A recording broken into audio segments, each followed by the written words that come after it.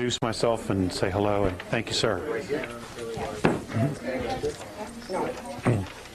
There. Can you see? You're taking notes.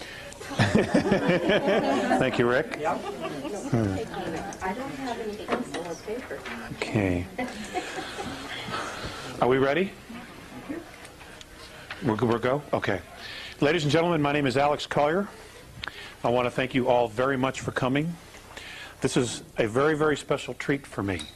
I love these small, intimate settings here, these living room type of things, because I'm very comfortable, and when I'm definitely in my element, I like to talk. Okay? And I'm definitely in the mood for a talk fest, as they used to say. The information that I shared this morning, I'm going to go over again briefly, because I went through it so quickly, and some of you weren't there. But essentially what we're going to be doing is we're going to be talking about the 22 races. And the book that will be ready this spring is going to be called Defending Sacred Ground 2, ET 22. Okay? I've been wanting to do this book for 10 years, and now it's time to do it. And the reason it's time is that there's so much going on in our solar system that we all need a scorecard. And I just hope to be able to share the knowledge that's been shared with me as to who these beings are and how they relate specifically to Earth, to us. In a nutshell, we are a composite of a lot of different races, 22 to be exact. It is a physiological fact that there are 22 different body types on the planet. And that is the result of the extraterrestrial races. I cannot share everything that I have in 2 hours because I am sharing the stage tonight with Mike Russ. But I will be around, okay? I'm definitely going to be available, and the information every couple of weeks, you check the website, the information is going to be put on the website. Okay, so you will have it as soon as it's done and it's proofed and edited. All right? There'll be a hardcover or a bound book version of that, but by then you will already have the information. If it's something that you wanted to purchase at that point to give to friends, it'll be available. Okay, but it will be for free nonetheless. Okay.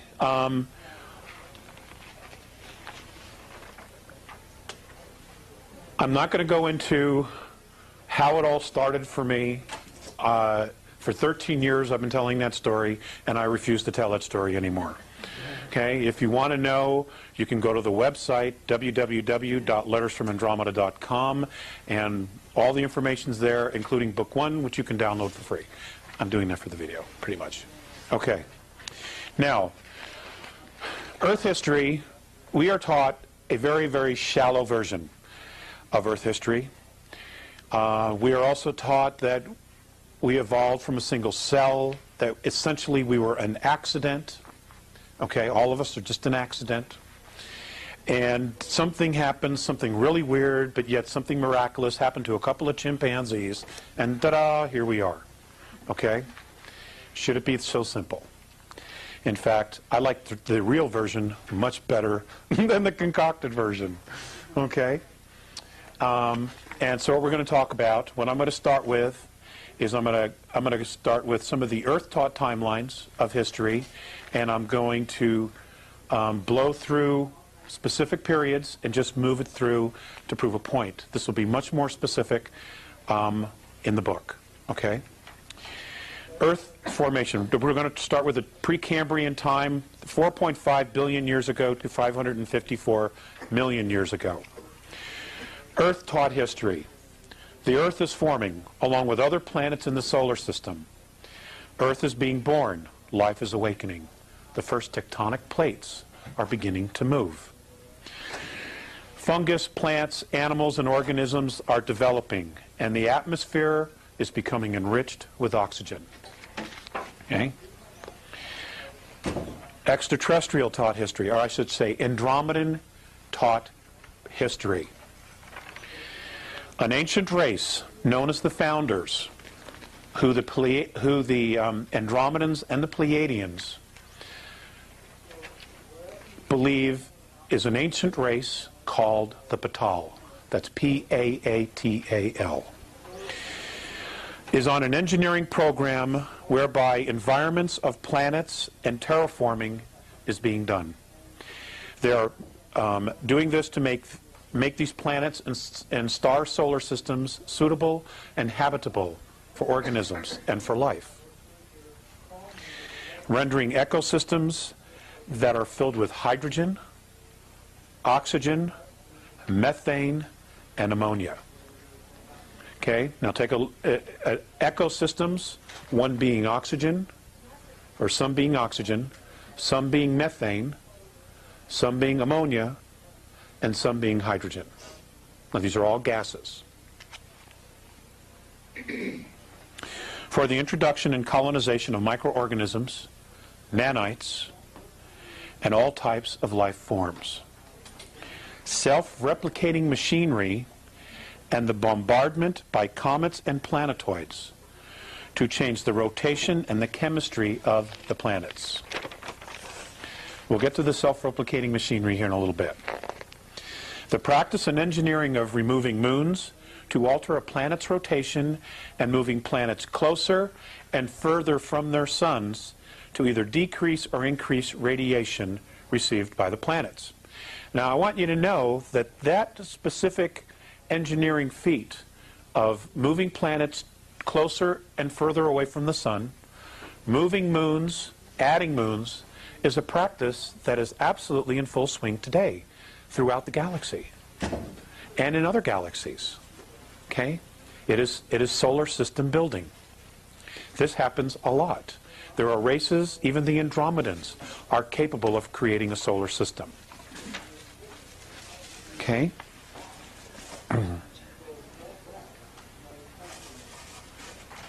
All projects, it appears, were designed to render many star systems and many planetary bodies habitable for organic life. Small machines have been discovered that were built so long ago that no one really knows for sure who built them. They cannot be replicated, and no one knows exactly how they were built. Now, I'll give you an example of the Andromedans. The Andromedans are approximately 43 to 4,500 years more advanced than we are technologically. Now, that's in our years, all right? Now, in our years here, I need more leash. Okay, a year for us equals 365 days.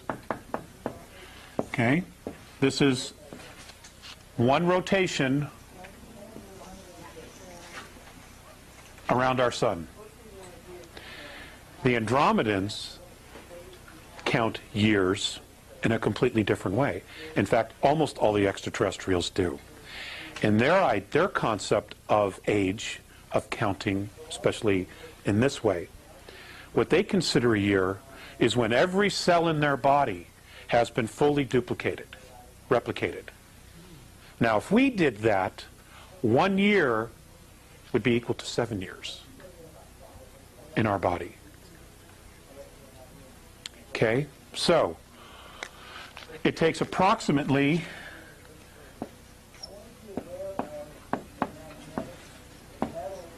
34 years for their bodies in our time to replicate every cell in their body in our time. Okay? So it's hard to give you exact dates of when they say something happened to put it into our timeline, okay, of years, okay? Because in reality, if I say it was 4,000 years ago, then it's a lot longer than that, okay? But they've had a very hard time explaining to me exactly in our Earth time because they don't deal with the concept of time. You know, they just don't. All right? So, but I'm giving you these numbers in Earth years, just to give you an idea of how vast our history is, okay? Now, amazingly, these machines still work. The machines do not have a name in the English language, okay? They don't even have a symbol that we could comprehend. So it's been explained to me that it is considered an antimatter machine. Okay? It creates matter. It creates molecules, which then create atoms, which then creates physicality. And these are actual machines. They're like computers, where you can program it for what you want, and this machine will literally bring it forth and manifest it. And there it is, physically there. Okay? Now, if each one of us had one of these machines, it would be like winning the lottery every day. You know? Mike likes to do VWs. He could make himself a new VW as soon as the new models came out, as soon as he knew what he wanted. Okay? I could create a babysitter. You know, so that my wife and I could go out. Okay, and that's what now. Apparently, there are 7 of these actually working, and 7 different races have one of these machines. Now, these are archaeological finds, discoveries, these atom-making machines, for lack of a better word. Is that on this Earth? I'm sorry. There is one on the planet. There is one here. Yes, there is. What? Is that the one out of Jerusalem? No comment. No comment. Do you know where they were found? Nobody knows. Absolutely nobody knows. It turns out that, well, let me just finish reading here, okay? And because all this will come out.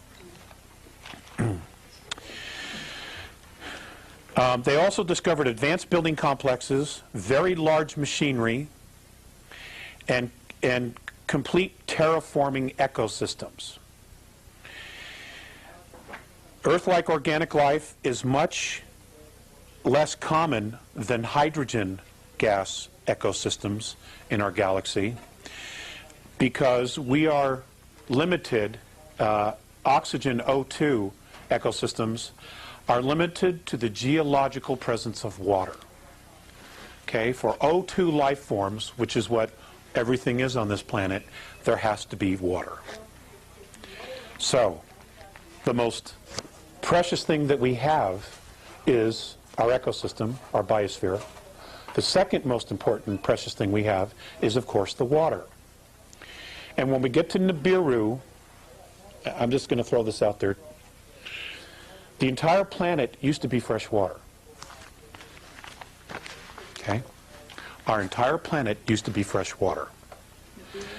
The oceans were salinated. Okay? And it was the Nibiru from the star system of Butez that did that because they wanted to control the water. Okay? They salted the sea. They salted the sea. That's right. So now all you have is, at the time when they did this, there was only 4% fresh water, and they had total control over it. That's correct. What was the years again? That they did this? No, how long? 38, 36 years? It took 36 it took 36 years. 36 years to completely salinate the oceans. And it also gave time for all the life forms in the water to adapt very slowly. But we couldn't drink the water after that. Okay? Is that 36 of our years? Of our years. These are all in our years. It's the only way I'm going to present this to you. Otherwise, it'll get way too confusing. Okay? So,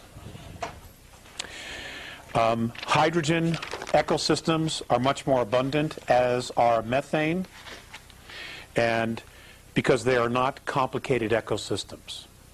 O2 ecosystems are very, very complex. The most complex in the galaxy.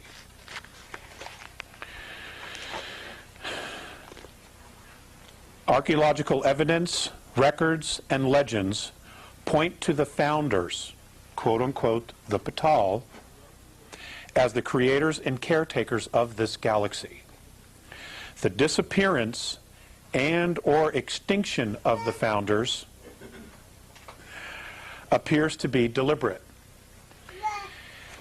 And what that means is, and how it's been explained to me, when they use, we all know what disappearance means, but to the Andromedans, when they refer to extinction, if there is no physical record of them on third density, they're extinct on third density. That doesn't mean that they're gone. It could be that they evolved or ascended to a higher frequency, or they dropped down to a higher frequency to create third density, and when they were done, they left. But they are extinct on third density. Okay? See, in sharing this information, this particular information that I'll be sharing in the next year, it's important to stretch yourselves to try to think holographically here, okay? Because there are so many implications to this information, and it's difficult to try to express that because the English language is so limiting, you know, to try to give you a concept about how this was all done.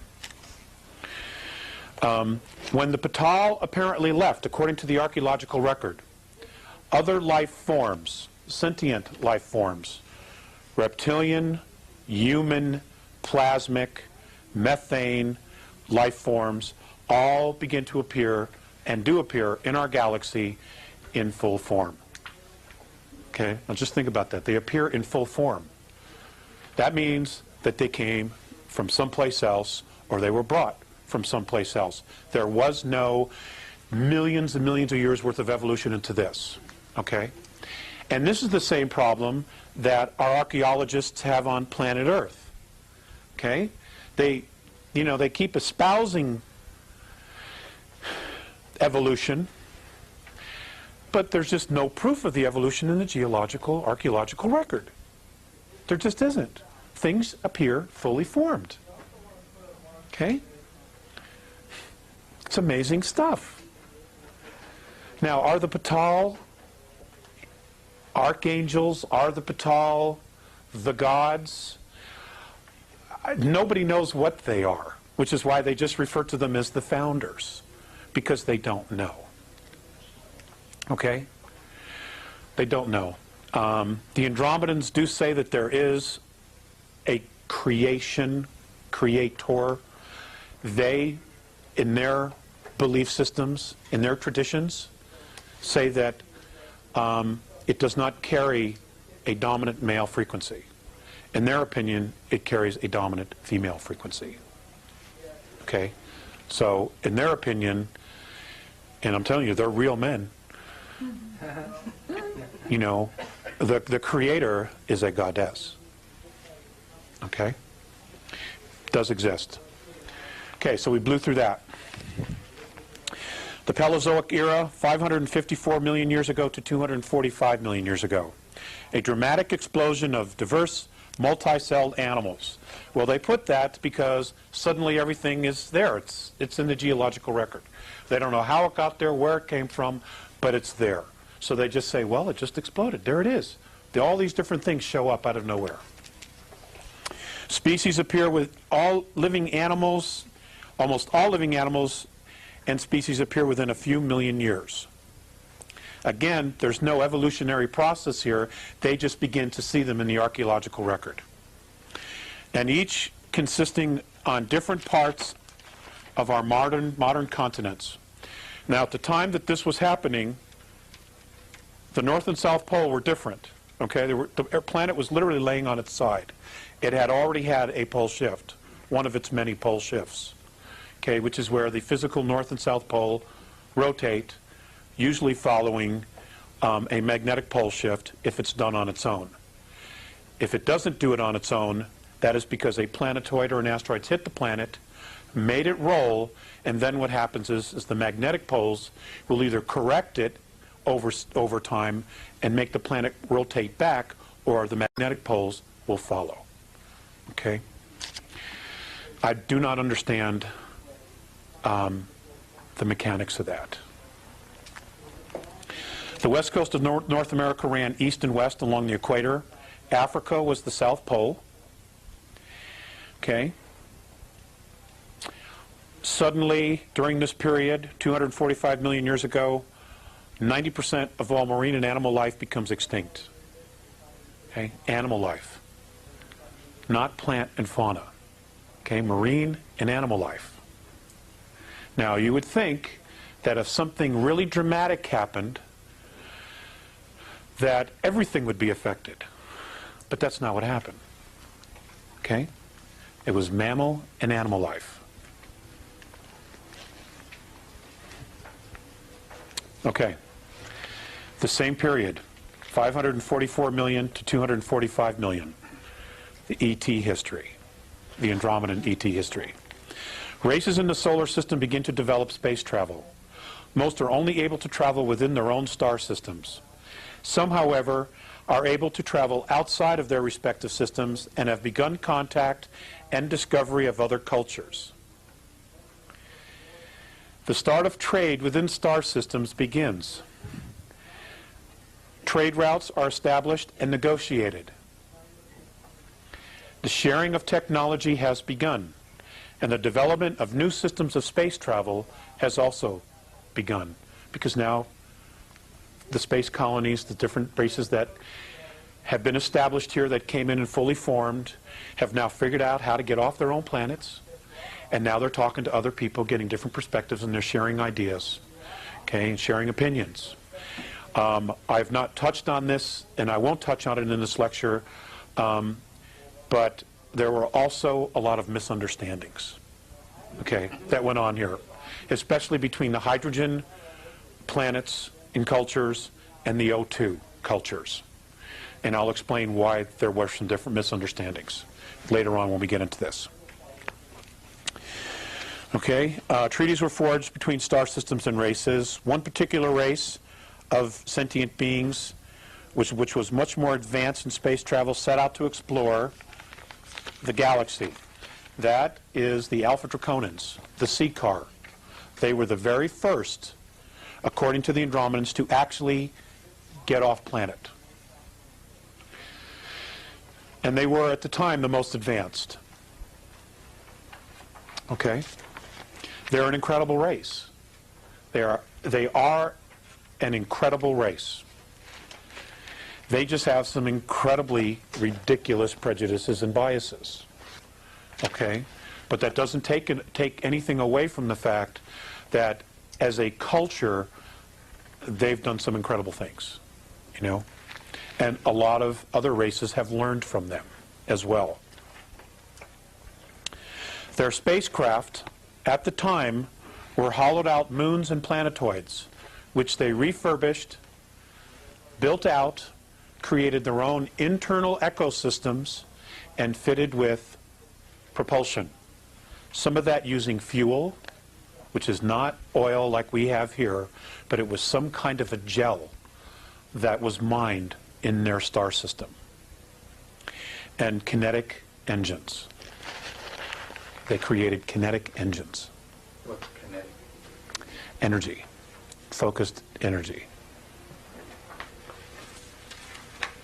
Electricity, a type of electricity. It's my understanding. Well, now, which, Let's hold the questions. Let's hold the questions, okay? I have a lot of material to go through. The Mesozoic era, which is 245 million years ago to 65 million years ago. Robin, write down your question, okay, please. Okay, Earth taught history. Mesozoic means middle animals. It is the time during which the world's fauna changed drastically. Now, it didn't change before, but now suddenly it does. And great change in terrestrial vegetation. The dinosaurs evolve. Well, they show up out of nowhere. Okay, and evolve into the Triassic and then Jurassic eras, only then to become extinct. Another planet-hitting asteroid hits the Earth in the Atlantic Ocean off the coast of Colombia, what is now known as Colombia. Now, were they deliberate? Nobody seems to know if they were or not. But what's interesting is that every time the planet gets hit with an asteroid or there's a pole shift, there's a radical change in the Earth's ecosystem.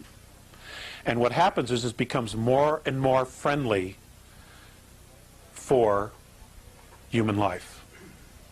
Okay? 244 million years ago, we could not live on this planet. There were just too many things out there that would have hurt us. Okay? Extraterrestrial history, 245 million years ago to 65 million years ago. Many planetary civilizations have full space travel. Interplanetary trade is extremely established, and the need for natural resources increases and causes the exploration of the galaxy by advanced sentient beings.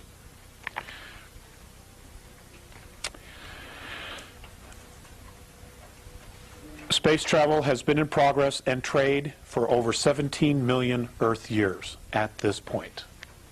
Okay? 17 million years. Look at what we have accomplished in 4,000 years. Okay? Look what we've accomplished in 4,000 years. Okay? And we know we've been held back, and we also know that there's technology that's been hidden from us. Okay? So, the most well-established star races are the C car of Alpha Draconis, or Draco, the Orion star civilizations, and the Lyra Vega star system. Colonization is in full swing. Many planetary alliances set up rules of colonization and are now reaching further and further out into the galaxy. So here, 245 million years ago, our star brothers, okay, our ancestors, because we're the sum total of 22 of these races, our ancestors already had space travel, and they were already setting up rules of colonization amongst themselves. Okay? That's just amazing to me. The discovery of space highways. Space highways are what our scientists theorize to exist as wormholes. Okay? They're space highways. The discovery of these is made during this period. To date, 17 have been discovered in our galaxy alone. 17 wormholes. Okay, and for those who don't know what we're talking about, this is our galaxy, the little dots of the stars, and what you have are tunnels that go to different parts of the galaxy. Just to give you a little example. And it's believed, or our scientists theorize, that if you can tap into one, you're on the other end of the galaxy in almost no time, in a blink. Or like the movie Stargate. Okay? That's the idea. Several of these connect to other galaxies. Okay, so, and we all have to assume that at least one of those connecting tunnels would be to the Andromedan galaxy, okay, which is over here. So you've got a hole here. Okay, now you have a way to get there in like 0 time or incredibly fast, so that it's not a situation where you get in your rocket and by the time you get to your destination, everybody's dead because of old age and everything else. Okay? Because the galaxy is huge and it's expanding all the time. Okay. But as the galaxy expanded, many of these tubes of focused time, that's the Andromedan perspective of what a wormhole is. tubes of focused time. I cannot explain it to you any more than that. Okay? Because I do have some notes that are still stored away in a storage unit in another state where they have had to be put for safety, and I've not gotten them yet. Okay? In fact, there's 3 boxes of notes. It does not even go there. Okay? These 7, I'm sorry. Some of these tubes have snapped. In other words, as the galaxy expanded, okay, there were breakages in these wormholes or space highways. No galactic races to the present time, and this is as of 11 months ago, Earth time, okay, knew how they were built or who they built them or who built them, and they can't be repaired because we don't know how they were built. Nobody knows how they were built. Okay? There is an assumption by many that the founders created them, which is how they were able to do all of the terraforming and echo building in the galaxy in preparation for life to be introduced here. There is an assumption that that's who built it. The truth is, we don't really know for sure. It could have been built by someone even before them. We don't know. Okay? Because according to the Andromedans, third density as we know it is 21 billion years old. Okay? The universe that we know of, which includes all the dimensions, is 21 trillion years old in Earth years. Okay? Which is a staggering number. Absolute staggering number. Okay, we're going to get to some slides here in just a little bit. Okay. According to Morine and the Andromedans, only 2 of the superhighways, the wormholes, have not snapped in our galaxy. Okay? So out of the 17, 2 are still fully operational. As trade increased, the spread of life forms also takes place. The experimentation of transplanting life forms and vegetation is in full swing. Okay, now let's go back to the dates. 245 million to 65 million years ago. Our extraterrestrial ancestors are now transplanting vegetation and life forms from other systems to other star systems. Okay?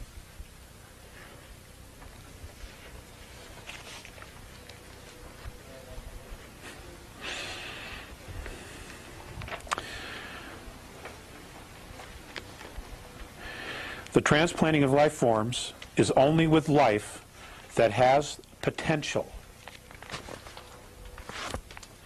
Now, what their actual definition of that potential is, I can't tell you because I don't know. But according to Morine, this potential can only develop in complex ecologies.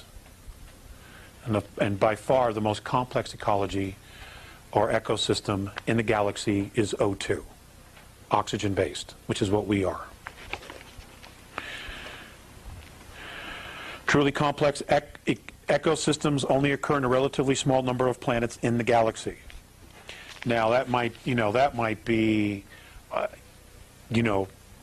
several billion planets. But when you take into account, how many suns and how many actual star systems we have, it is in fact a small amount. Even though to us, we would say, my God, there's 200 billion Earths out there. I mean, that's a staggering number to us. But in the big scope of things, it's actually a very small amount because the hydrogen ecosystems by far outweigh all the others. Okay?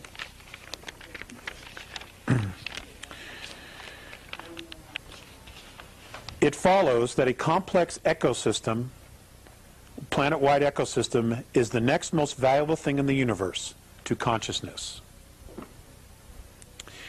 Species, however, come and go but a truly rich biosphere will endure as long as it's not compromised.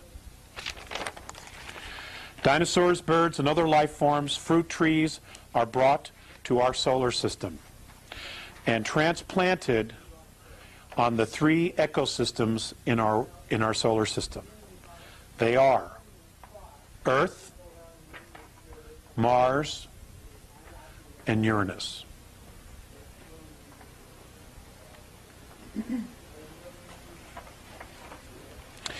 All developed extraterrestrial races have already impressed on their civilizations that conservation of biospheres was and is simply a necessity. Okay? This is 245 million to 65 million years ago. Okay? They were already teaching their children about conservation of the ecosystem. Okay.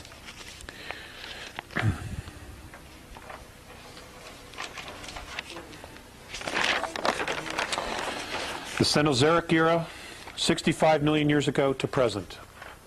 Okay? We're going to get through this and then we're going to get really down into some fun stuff. Earth taught history, sometimes called the Age of Mammals, because the largest land animals and mammals show up during this time. It is also the age of flowering plants, the age of insects, the age of fish, and the age of birds. Okay? Andromedan taught history. Our solar system is being visited more and more. Three very complex ecosystems exist here already. Okay, we've already covered that. The first full-time, self-contained biosphere called an Eden. And I'm going to use that word because that's what the Orions called it. That's what the Draco have a different language, but that's what the Orions called it. That's what the Nibiru called it. That's what the Aldebarans called it. And that's what the Pleiadians call it, an Eden, okay? Which is like a garden. It's a fully transplantable biosphere, having everything they need to exist somewhere else. Okay? Now,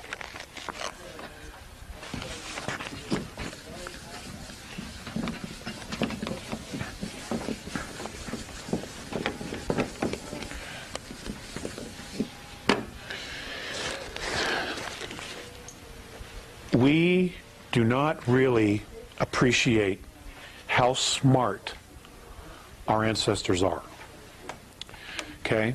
Because they don't always travel in very large spacecraft.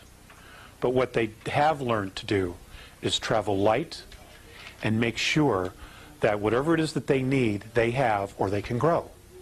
Now, virtually every mothership has an internal ecosphere. Every one. Now, we see the scout craft, we see the 4, the 5, the 100-mile craft. The 100-mile may have some kind of an ecosphere inside of it because it has a crew. That crew needs to eat. Okay? So they will create a park-like setting, an ecosphere, inside those spacecraft. Most of the craft that have hit the Earth are just little scout ships. Okay? If a 100-mile mothership hit the Earth, we'd have a pole shift, and everybody would know about it. Okay? But the very large ships, and I'll give you the example of the Andromedan motherships. They're complete spheres, and on the inside, they are complete worlds unto themselves. In the center of these crafts, and they may have as many as 3, they will have ecosystems, parks, as big as 21 miles long. The one that I saw was 21 miles from one end to the other. For me, and it was 900 miles. Okay?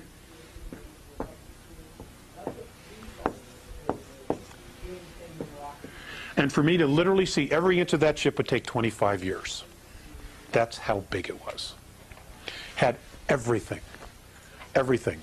In these parks, you could not even tell that you were in a spacecraft. You would think you were in a park, you know? Agora Hills, California, Rocky Mountain National Park, Central Park, although I wouldn't necessarily want to hang out there. You know, Central Park, but, you know, without the crime, okay? And they're complete unto themselves. Everything is grown aboard the craft. So, when they come here, and they send a team down to the surface of a planet, and they say, okay, we're setting up we're setting up an Eden because we're going to leave you, a team of you here, to research the life, the plant life, the geology of the planet, the minerals, what it has, okay? What they do is they literally drop, can be as many as 12 type of cylindrical antennas. They plant these antennas down into the ground, at least a mile into the ground, and when they flip these things on, they connect. And when they connect, when they turn on and they connect to each other, they create a dome. Okay? A dome. It's a frequency dome. And then all they do is they unload the plants, they unload the fruit trees, everything they need, and this biosphere is exactly to match their physiology. Doesn't have too much oxygen, doesn't have too much carbon. It's exactly what they need. It can even be hydrogen. Can even be hydrogen. Because what it means is then, once they leave, they just wear a spacesuit and they can go out and do their work. But when they come back from doing their work, they enter their biosphere, and it's like living on the home planet. Okay? This is what I'm talking about. This is what an Eden is. Okay? This is what Richard Hoagland's been talking about all those years with the dome structures. This is what he's talking about. This is what these things were for. Exactly. Okay? It's good stuff. God, it gives me the chills. Okay. The very first one was founded in North America, what is now North America. Okay? Along what is now known as the New Mexico-Arizona border. And it was founded by and established by the sea car, which are a hydrogen-based life form. Okay?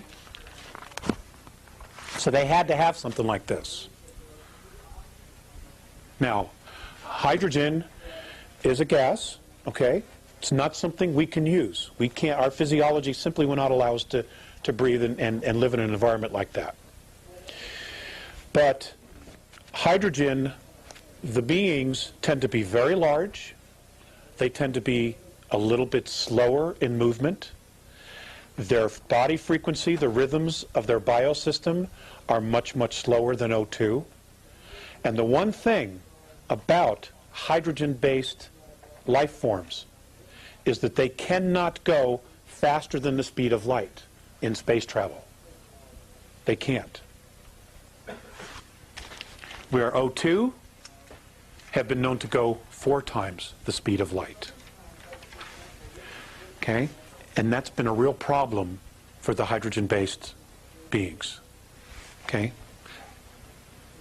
In lectures years ago, I talked about how prejudice is an extraterrestrial perspective. That's what I've been taught by Morine Faceus. Okay? So all the prejudices we have, we've learned. We've formed some of our own, okay?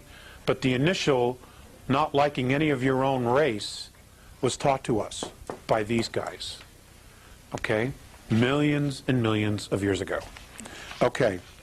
Now, this first Eden was created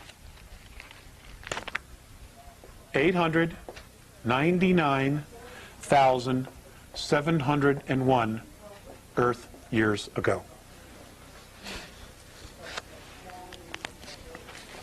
Okay? And this was by the sea car in New Mexico, Arizona border. Okay? They still fancy the desert. still fancy. They still fancy the desert, the reptilians. Okay?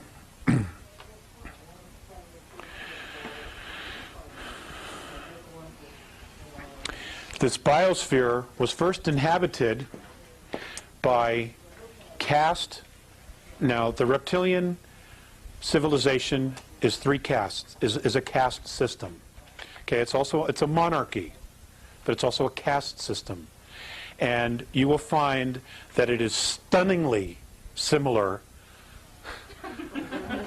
to those in England, okay, in Europe, where you have royalty. Okay, you have the officer class, which is your dukes, your earls, okay, and then you have your peasants who do all the dirty work, literally do all the work. Okay? It's exactly like that. According to Mornay, this first biosphere was built by the officer caste or officer class of reptilian beings, and they were the first to stay here. It was not actual royalty. Okay?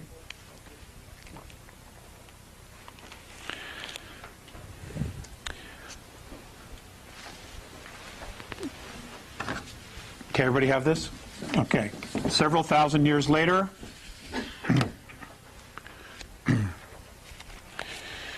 Orion, well, actually a couple hundred years later, Orion established an Eden here from the Orion star system.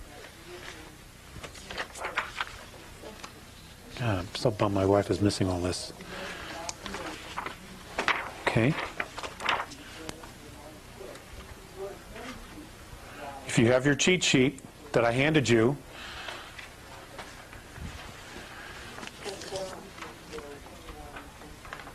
huh?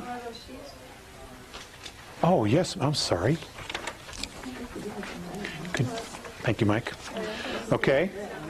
In Orion, they come from Rigel and Betelgeuse. Now, okay, that's these systems here.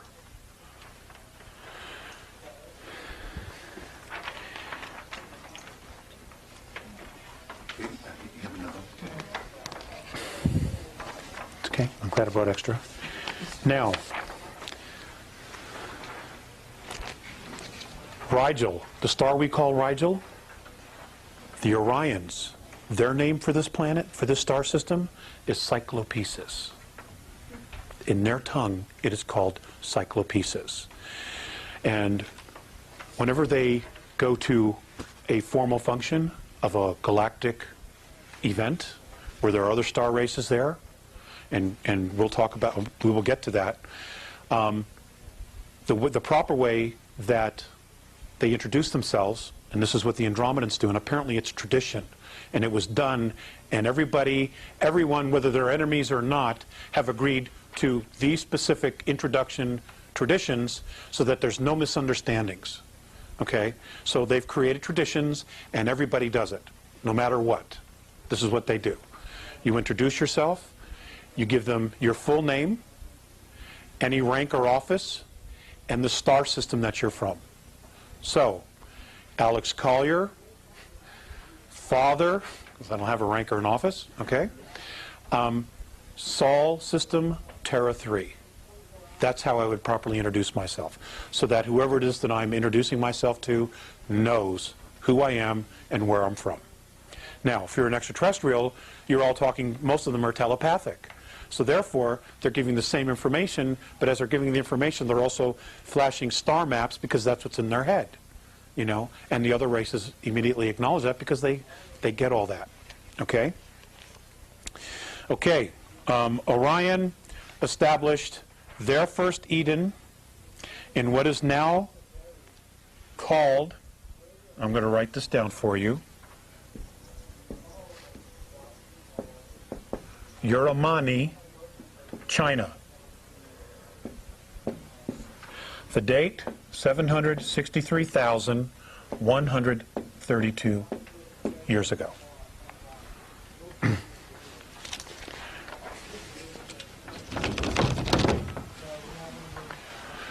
Okay. Shortly thereafter, Capella, also part of Ursa Major, Ursa Minor.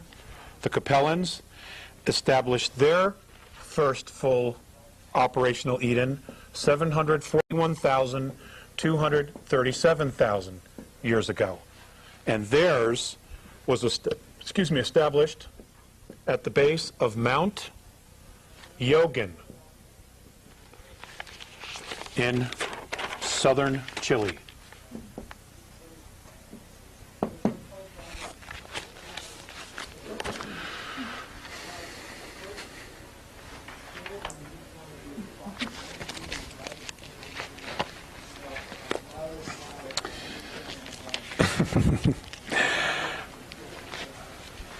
Next are the Vegans. Now this is not a plant-eating race. I just want to explain that. Okay, they're from Vega. They're also known to us as the Lyrans, who are literally our human ancestors. Okay, they established their first colony 701,655,000 years ago in North Africa, along what is now known today as the Libyan and Niger border. Okay? And I want you to know that on an archaeological perspective, from what I've been told, there in Ethiopia, there are absolute amazing things yet to be dug up there that have been left behind, that, you know, the cavemen did not build. Okay? Okay. Next, we have the Cassiopeans. Cassiopeans, 604,003 years ago. This is an entirely insexual sentient race. That's Algeria, North Africa.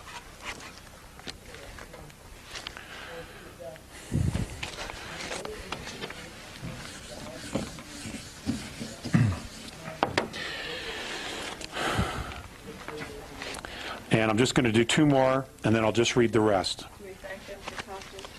Yes, we can. Yes, we can. Okay, the next is Butes.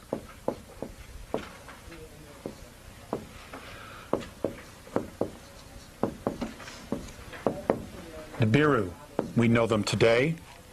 They established their first Eden 585,133 years ago in Cairo. What a shock, what a surprise. Okay, Cairo, Egypt. And then Orion sent another team here, 87,300 years ago. And this one was established in Perth, Australia. Now, the Earth was not in the position that it's laying in now, okay? If you were to take the planet as it is today and lay it literally on its side, this is where they were colonizing. But these are the locations we know today. Okay? Now, some of the colonies, after they'd been here for some time, they packed up and they left. They got all the information they wanted. Okay, but the Earth is in constant flux. You got to remember, many of these are hydrogen-based extraterrestrials, hydrogen-breathing extraterrestrial races. So when they go to their home planet, it's dull compared to the very complex ecosystems that O2, that oxygen breathers have and live with. Okay, so they're extremely fascinated, and according to Mornay, what they were trying to do was to not only study the vegetation and life forms here in oxygen oxygen-breathing ecosystems, but they were also trying to genetically manipulate them so that they could take them home and make them hydrogen. That's what a lot of this was about. Okay? This is where, you know, they became geneticists, master geneticists, is trying to convert O2 life forms to hydrogen life forms. Okay? Because we're blessed. Oxygen breathers are blessed with very complex ecosystems, very magnificent ecosystems. Okay. Lyrans, again, came back 83,400 years ago. Has anybody ever been to Basque country? To the Basque? Right. Their language, nobody knows their language, where it came from. It's an ancient Lyran tongue that has survived. It's extraterrestrial. In fact, all of them are.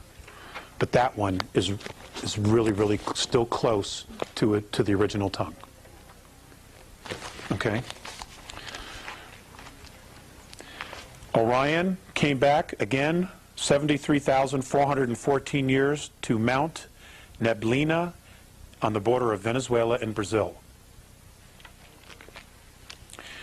Now, 71,933 BC, Lemuria is founded as a collective colony. Many of these races decide, okay, let's just pool our resources.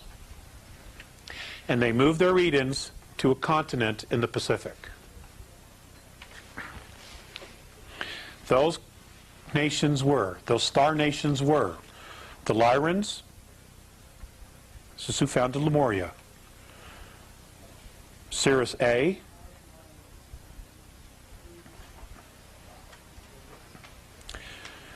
Pleiades, races from Tegeta and Meropa, specifically. Those two star systems. Tegeta and Meropa. Ursa Minor,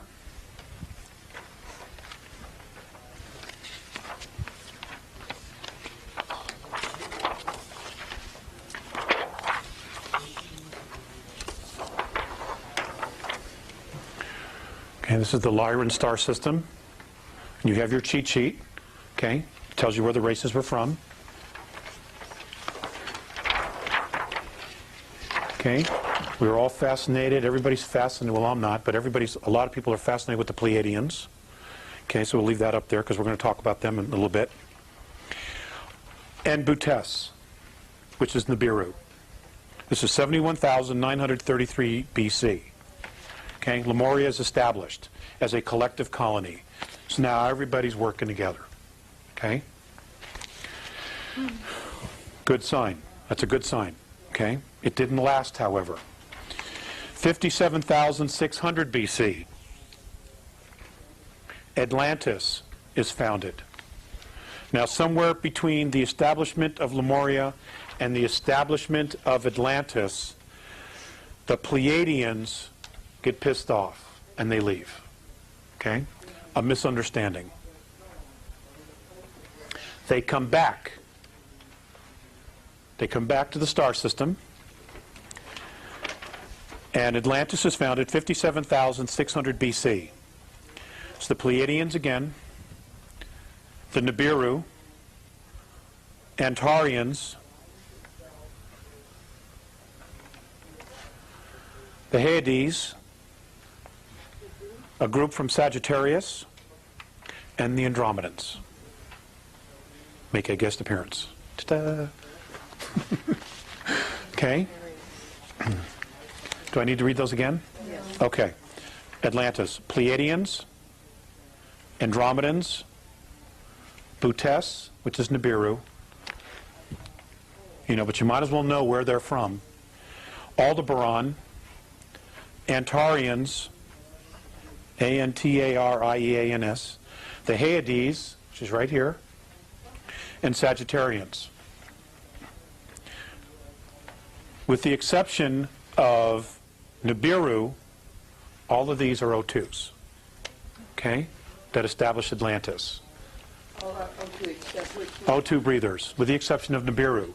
Some of them, of the Nibiruan tribe, are oxygen breathers, okay, because they come from cirrus, okay? But those that come from Butes are hydrogen. But they can still operate and function as long as they wear a helmet, okay? So,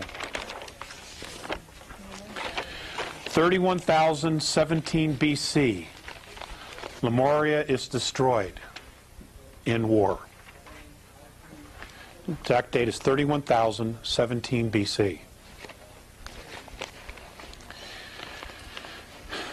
27,603 BC, Atlantis is destroyed.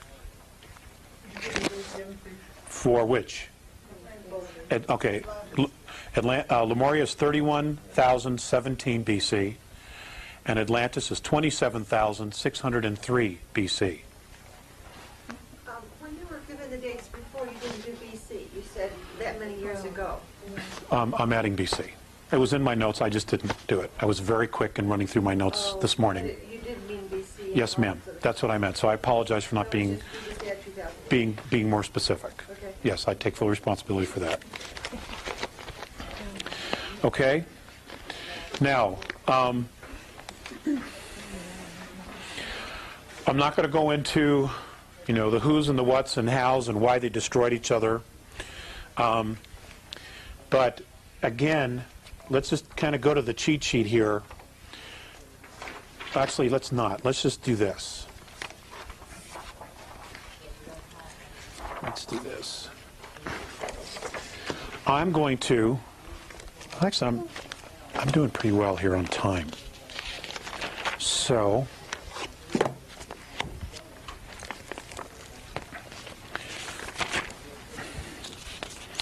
let's talk about the races. Okay?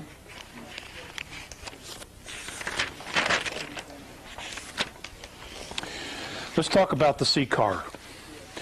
Alpha Draconis, the ancestral line of the reptilian races in our galaxy. The sea car themselves, according to legend, do not know exactly where their home system is either. That's how big the universe is, or the galaxies are. Okay, the universe. Okay, that's how big it is. According to the Andromedans, there are 100 billion galaxies known and mapped in the known universe.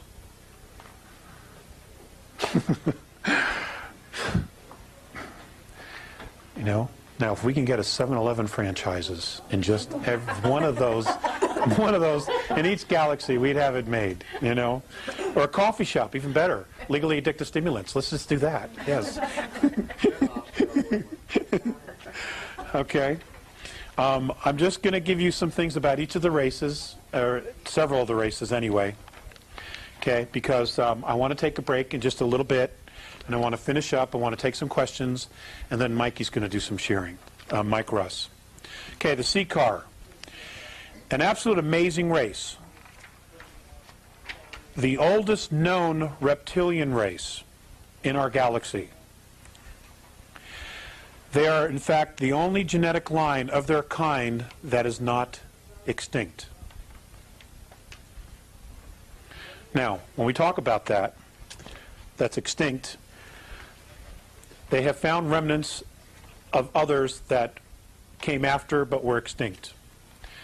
Most of the reptilian civilizations that we know of today, in Butes, Orion, Capella, the ones that are on the list here that I've given you, okay? And I, in fact, will put the slide up so that the folks that buy the video will say, well, what the heck is he talking about? Okay, we'll put that up. Okay? And then we'll move it up. They are all genetic manipulated half-breeds of the original sea car race. Okay?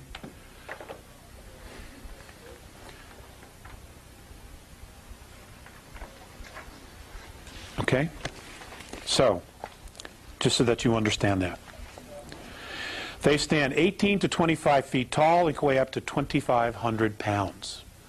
They're They're like Tyrannosaurus rexes. You know, they're monsters. Up to 2,500 pounds. They have black, leathery brown scaled bellies. They have multiple abdomens. They have whiskers along their chin and jawline. They had a mating claw and multiple tongues. I'm going to give you some very specific information. Mating? A mating claw. What does that mean?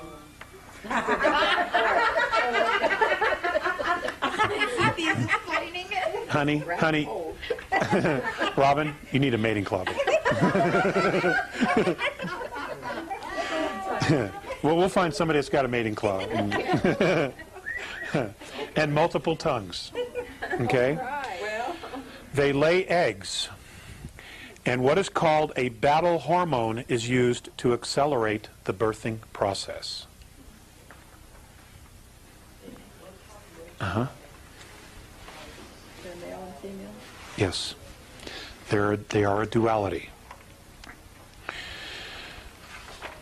This is why ancestral females did not participate in war. It's because if they did, there wouldn't be anybody there to help with the eggs. Okay? They also have to be there to secrete this hormone. Okay? I'm only sharing with you what I know about them, okay?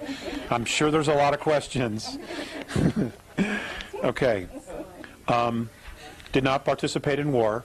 Stronger young females were expected to defeat and kill older and weaker leaders in ritual combat. The Seeker race is ruled and managed by genetic lines, genetic lineage. And genetic lineage always follows the mother, because you always know who the mother is. You don't always know who the father is. Okay?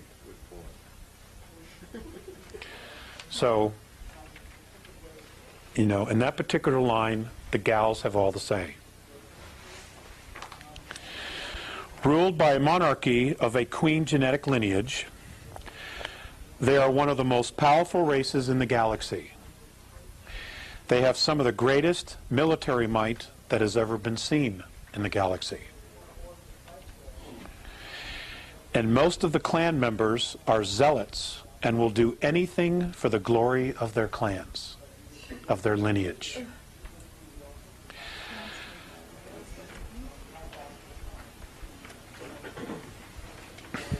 They have been the chief enemy of all human races in this galaxy in past conflicts. Again, we're talking about hydrogen breathers versus oxygen breathers. They have 3 spinal columns. One spine is located ventrally near the stomach. The other 2 are located dorsally on the left and on the right of the Seeker's body.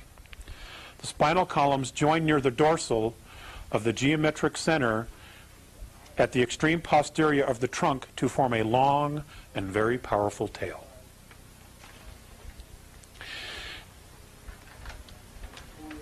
Inside of the hands or claws of the Seeker are jelly-like sacs that excrete various hormones and substances when the Seeker is aroused, either for sex or for battle.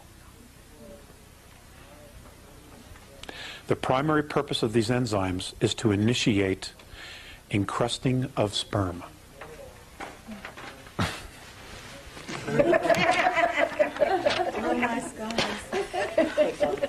Okay. You know, hey, you know, there is an amazing amount of life out there, and you know, they look at us and they think we're beasts as well. Honestly. Okay. Now, I'm going to talk about the Lyrans. Now, when I'm talking about the Lyrans, and then I'm going to talk about the human race as a whole, about some other things here. I've got some pretty good notes. I'm also talking about us, okay, and our ancestors, and all the ancestors of the ancient Lyran line, genetic line. Okay, now before I even get to that, I'm going to read the first sentence that I have on humans. The human race is unusual in having all of its members' race derive from one genetic line.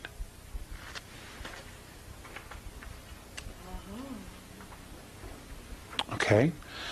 That's an amazing thing. That is an amazing thing. Okay? So, now let's talk about the Lyrans, and then we'll talk about humans some more. Okay? We'll talk about the Lyrans. Their skin color is amber, blue, and or red.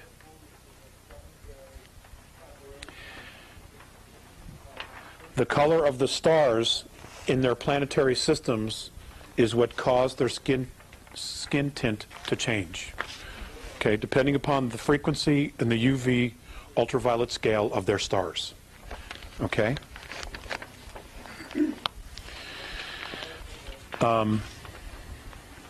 They're mammalian of mammalian descent. Okay? They are the only human race to have full empathy senses and full psionic abilities, and have experienced quantum probability control. I'm still working on that. Okay? Well, you got to understand, these are extraterrestrials who know what this all means. Okay? Okay, I'll read it again. They were the only human beings to have full empathy sense, full psionic abilities, psionic, and have experienced quantum probability control.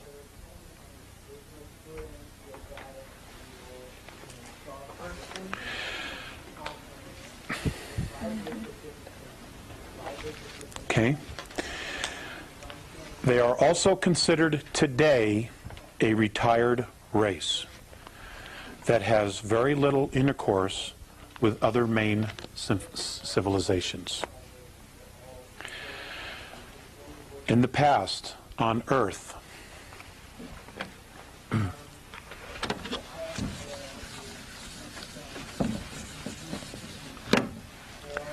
they were known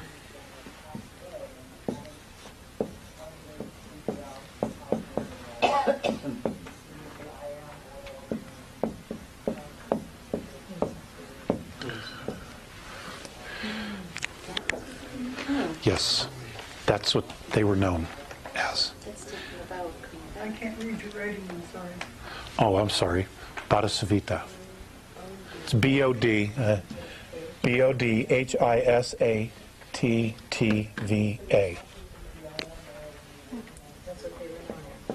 Yep.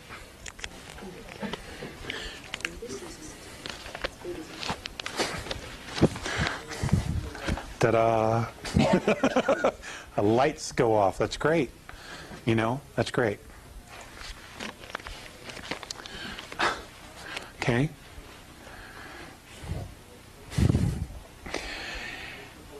They have been known to monitor and provide guidance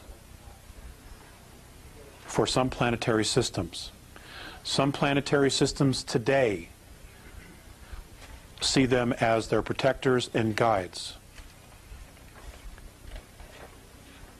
They're worshipped, in other words. What's interesting is that the Lyrans prefer to live on ringed worlds. They just have a preference for living on ringed worlds. And on the Andromedan Council, they are known as an elder race, which carries great prestige on the Council. Because extraterrestrial civilizations, ladies and gentlemen, really pay close attention to genetic lineage. Okay, now we're going to talk about the human race as a whole. The Andromedan, how the Andromedans see the human race.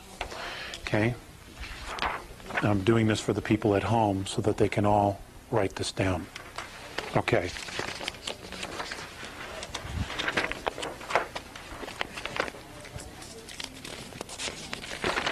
Some of this will be a little bit familiar because I've touched on it, but we're going to talk about it again. The human race is unusual in having all of its member races derive from one genetic line. This accounts for the remarkable casual interactions of the great human civilizations. But for better or for worse, human galactic civilizations, even if they compose a single clan, have diverse evolutionary histories. Okay? Each culture is very different in the way that they've evolved. Okay? Not as a species, but as a culture. Okay? I want to be specific to that. And misunderstandings and conflicts have occurred. Traditions exist to minimize the likelihood of misunderstandings and to lessen the negative consequences of any miscommunications that might occur. So they put in place, they were sentient enough to know that they needed to put things in place to try to minimize human versus human war. Okay? Well, not on this planet. No, it didn't. You know, and I think they're still working on it. Okay? In addition, the behavior of individuals does reflect on the species and the clan. Okay, now this is an Andromedan race, an Andromedan human race, sharing this with us. Okay? That individuals, the actions of individuals of those races, does reflect on the entire clan. Okay? None are faulted for polite or proper behavior. Informality is always at risk of being misconstrued or miscommunicated. The traditions of human interaction were developed by the ancestors over the ages. When an elder race insists that a new civilization observe traditions, okay, an example, the Andromedans come down, they introduce themselves, they say, okay, boys, it's time to go to the show. Okay? It's time to go to the show. What happens is, in the show being the Andromedan Council, we are being asked to be invited to the Andromedan Council. What they will do is they will teach us the tradition, the proper way of introducing yourself, of acting before all these other civilizations. Because you will be misinterpreted if you walk in, hey, oh man, what's happening? You know, it'd be completely misunderstood. Okay?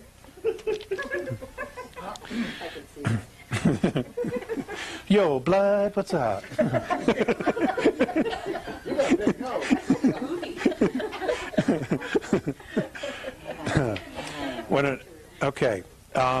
That a young civilization observe traditions.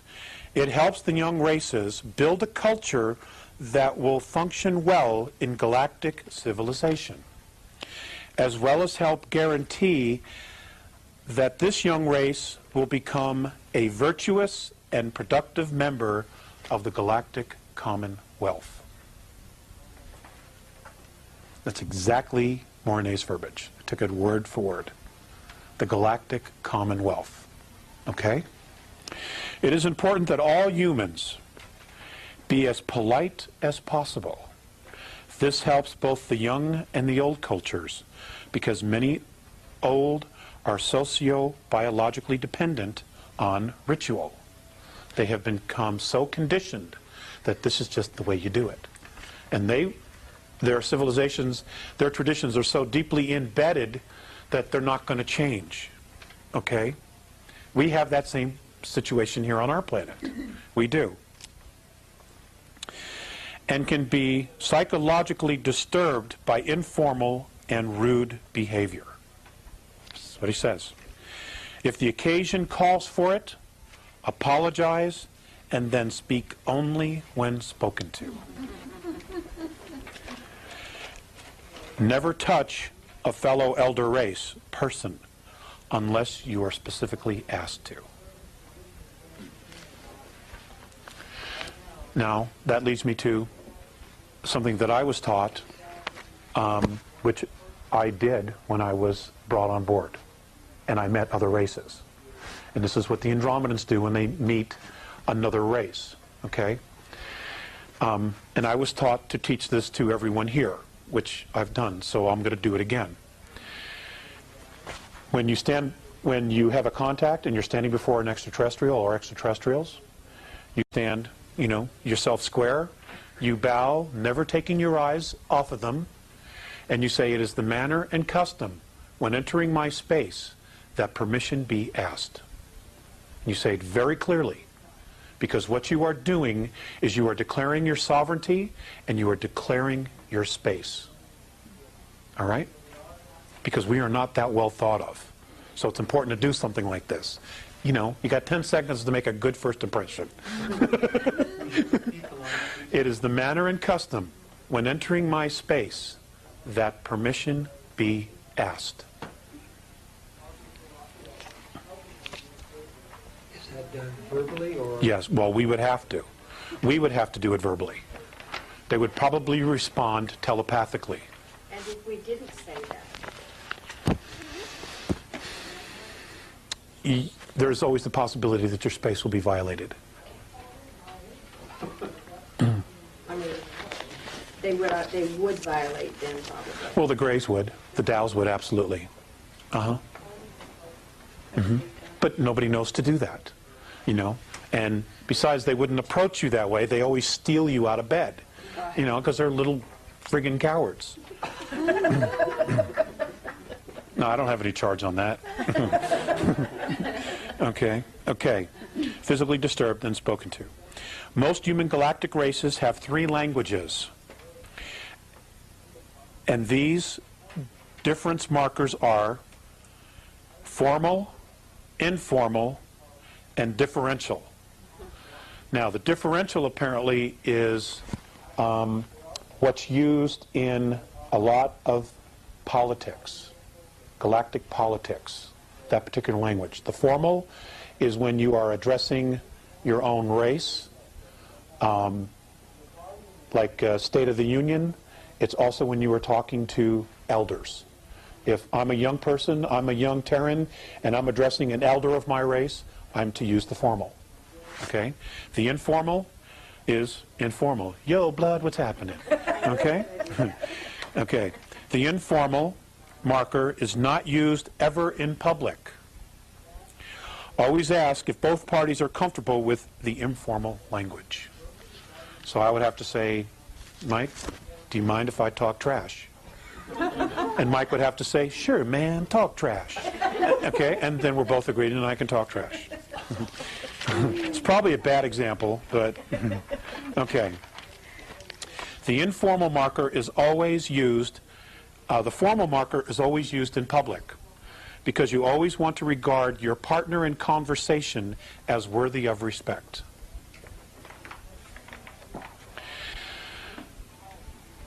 The prestige of a mature race is always subject to debate. The general rule of respect, the general rule is the first measure of the general rule of prestige is, number 1, the age of the race. Okay? The age of the race. The second index is the race's lineage. Okay, it all comes back to genetics. The third index is the number and size of the race, or the clan, or the tribe. Okay? In standard introductions, always include identification by full name, species name, and irrelevant titles, and your home planetary system. Which is the clan? Yes, which is the clan. Okay. Name, rank, and Serial number. Name, rank, species name, and planetary system. did you say we're Earth, Terra 3? Earth, Terra 3. Or Sol, S-O-L, Terra 3. Because our star is known as Sol. We are Terra, which is third planet. Third Okay. rock. Third rock from the sun.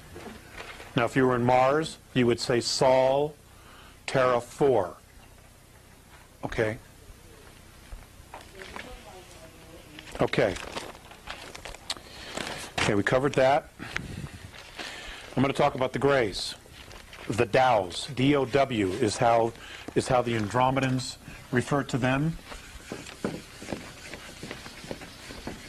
You guys want to take a 5-minute break? Want to take 5 minutes? Okay, then we'll come back and we'll continue. Are you guys enjoying this? Absolutely. Okay, great. I don't like it. Oh, hi. Okay, well, you're not getting your money back. Okay, cool. We're going to take a break. Joe? Yes. Reptilians are hydrogen breathing. And the custom And they of can't survive on our surface, can they? Some of the genetic, some of the cast, how do I put Yeah, this? the caste systems. The bioengineered lower races have been engineered for O2. What about the royalties? They can't. They have to come here. They have to be in suits or some kind of a vehicle that they can move along the surface. No, if we were able to get them out of their craft, they would die in a few short moments. Because, you know, we're hearing about all the reptilians. Right. Well, they were they're geneticists. They were bioengineered to operate within an O2 environment. Right. But they can't go home. They can't go to their home worlds. Well, they were specifically bred. Yes. Do they know what those two wormholes are, the Andromedans? Do they know what they are, where they are? They are. Yes, they do. In the galaxy? Didn't share that with you. No. Exactly where they were? No. Knowing, because I would probably talk about it. And the first thing our military would try to do is do something weird, because they're not always sentient beings. I like that. Which You one know, of the you should races sell of a the film Dows? right to this stuff, and Huh? some money. Yeah, do a Richard Make a Hoagland. film. Do a Richard Hoagland. Yeah, I've heard. Richard deserves a movie. He talks fast enough, He'll promote it all himself and Yeah. watch it all night. right? And he'll provide all the dialogue. That's okay. That's okay. That's all it takes. Yeah, he's got some good information. And, everybody's got pieces of the puzzle. Everybody's valuable. Okay. Now, the question was, we're going to talk about the Dows. The Dows are the reticulans, number 7 on your list.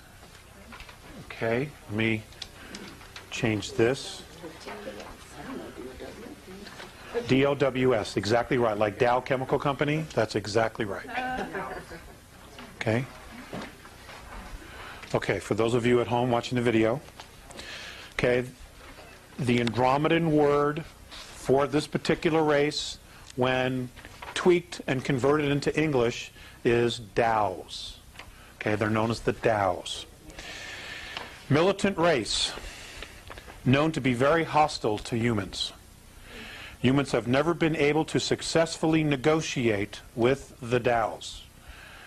Okay? I'm sure that our military wished they knew about this in the 50s. Okay? Because, they made agreements, they signed treaties, and the Dows have never kept one of them, but they're so technologically advanced that we're having a hell of a time getting rid of them. Okay? When you say human, you don't mean just on this. No, humans. If Morne meant specifically Earth, he would have said Terrans. Okay? But apparently everybody's had a lot of problem with them. Okay? They are known in the inner circles as a pain in the ass. Okay? That's informal. That's informal, yes. I'm sorry I didn't ask for permission to be informal. Consider his family.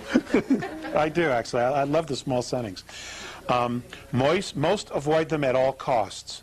They have little empathy, if any at all, for human races, and believe that unworthy species will one day be exterminated.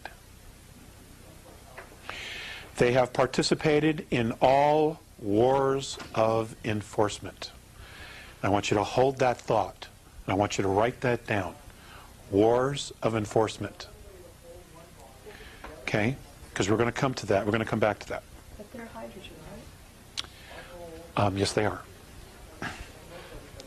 The original The original ones are. Okay? They are, in fact, hydrogen. He was probably wearing some kind of an apparatus. They're the original, the tall, spindly ones. The little ones, you know, the ones that do most of the dirty work, they're, of course, just organic clones. Okay? And they've been, you know, genetically bred to, you know, do the dirty work in O2 atmospheres, biospheres. Okay. They have participated in all the wars of enforcement declared by the reptilian alliances. Now, humans have also had wars of enforcement. Okay? And have been attributed with 3 accidental extinctions in the last 10,000 years. The Dows. Yes, have been implicated, or these 3 accidental extinctions have been attributed to them. Okay? I didn't say humans, extinction of humans. I didn't say that. Okay? Let me read it again. They have been, the Greys, they have participated in all wars of enforcement declared by the reptilian alliances and have been attributed with 3 accidental extinctions They were perfect. in the last 10,000 years. Didn't say who. Okay, so I'm not going to say, yeah, it was humans, because I don't know that. The fact that they exterminated a race is enough for me. Okay? They are under investigation for excessive genetic manipulations of at least 2 races. Your Earth race being one of them.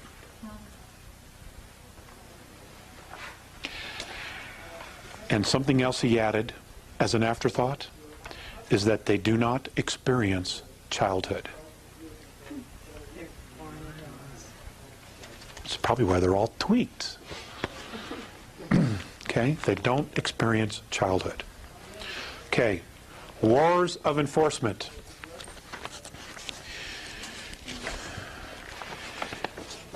In the human race, a war of enforcement is where someone, whether it's a human race or a reptilian race or a hydrogen breather or an oxygen breather or a methane breather or an ammonia breather, if they cross the line and do something so severe, they will literally go to war to enforce a punishment, to enforce something, a restriction. They will do that. What is going to be happening here in our solar system in the next couple of years is being classified as a war of enforcement. Okay? It's not a police action.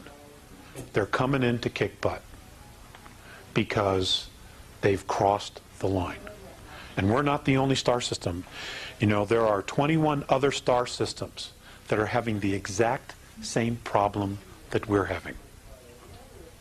This is where you talk about them getting kicked out. Yes, that they want all regressive presences off our system, off our planet and the moon. They want them completely out of here. End of story. They want them out of here. Now, if it's true that the moons of Mars, Phobos and Deimos, are no longer in orbit around Mars, and that they are in fact in orbit around Earth, then something really major is about to happen. Well, couldn't I see them?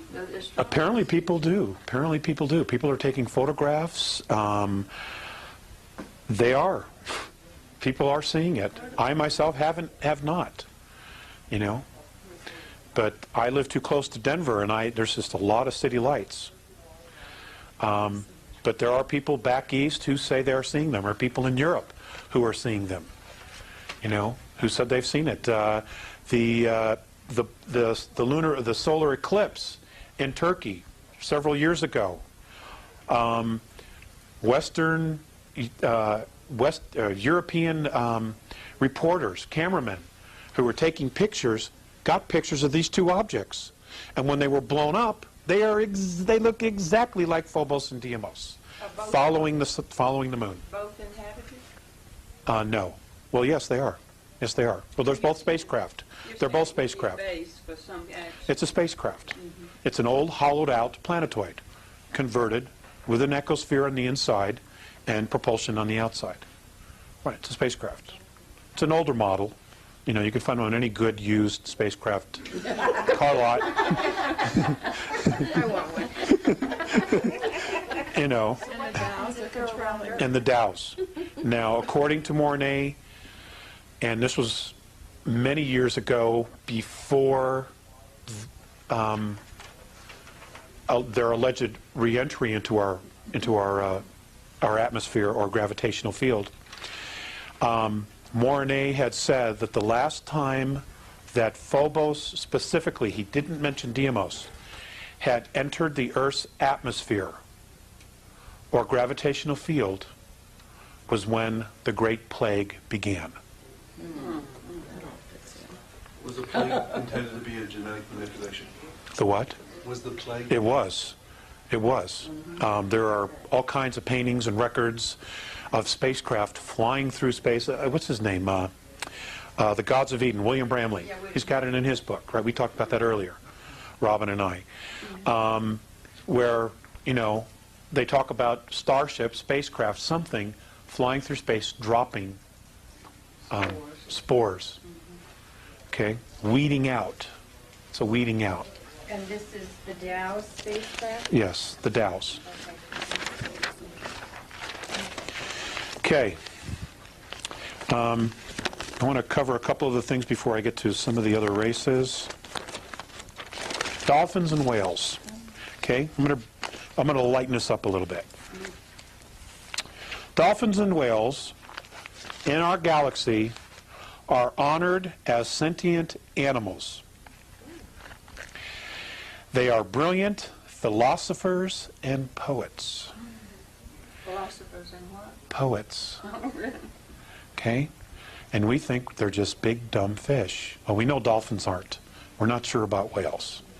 Okay? But apparently they're absolutely amazing, amazing mammals. And have the admiration of many of the old races for their beautiful songs and storytelling. They have legendary stories of the whale dream, which is the cetacean race memory. So they tell stories about their lineage, okay, which they call whale dream. If the humans of Earth make extinct these species, they will have no standing in the galaxy. Star Trek. Star Trek. Then this is the only place. And you know, some of these guys, some of these writers, they're clued in. I don't know where they're getting this stuff, but they're totally dialed. Okay, and the same for dolphins. You know, we don't know their language, and it's an extremely sophisticated language. It's more sophisticated than the English language. You know, and it's apparently it's a trinary language, which is why we don't understand it, because we are so one-dimensional in our language. You know. Is this the only place they are, though? No. Whales and dolphins originated in Cygnus Alpha. Okay? I got one of those.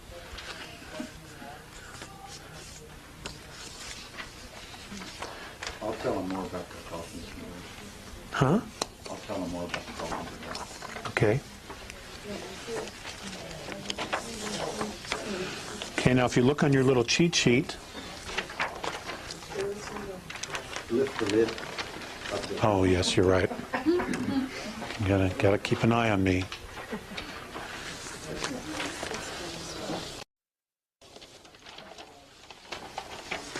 Okay, smaller star systems which orbit around the central suns of Deneb, Sadar, Guinea, and Alberia are where they come from. The largest population of whale and dolphin life is right here. Okay? Within this collection of smaller stars are thousands of star systems.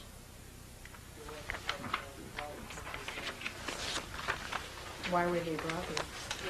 For song. They wanted to migrate. They wanted to explore the worlds. They wanted to add to the whale dream. Okay? And they were brought here millions of years ago, and they are recording. You know, and my understanding is that when they birth the young, they teach them the song. Okay? And the song is the story of the lineage, of their lineage, and the history that they've learned of the home world that they're on. That's the song that they sing. They're singing the song of the story, of the lineage. Okay?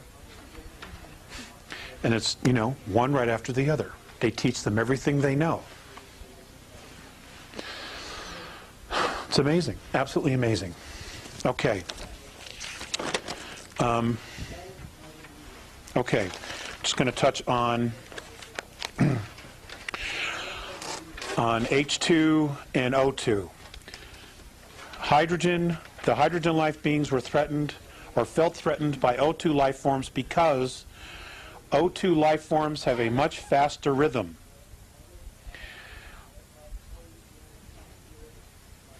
Hydrogen can only travel at near space light speeds. They cannot go beyond that. Okay? O2s can go much faster, as fast as 4 times the speed of light. H2s are much smaller and slower and more numerous because of a higher frequency of suitable biospheres. Okay? We talked about that earlier. These are just some notes, random notes. There is trade between the two, between hydrogen and oxygen breathers. But very disastrous wars have been fought between these two civilizations in the past. The Andromedan Council, now I want to preface this again, okay? The Andromedan Council is held in the star system of the constellation of Andromeda. And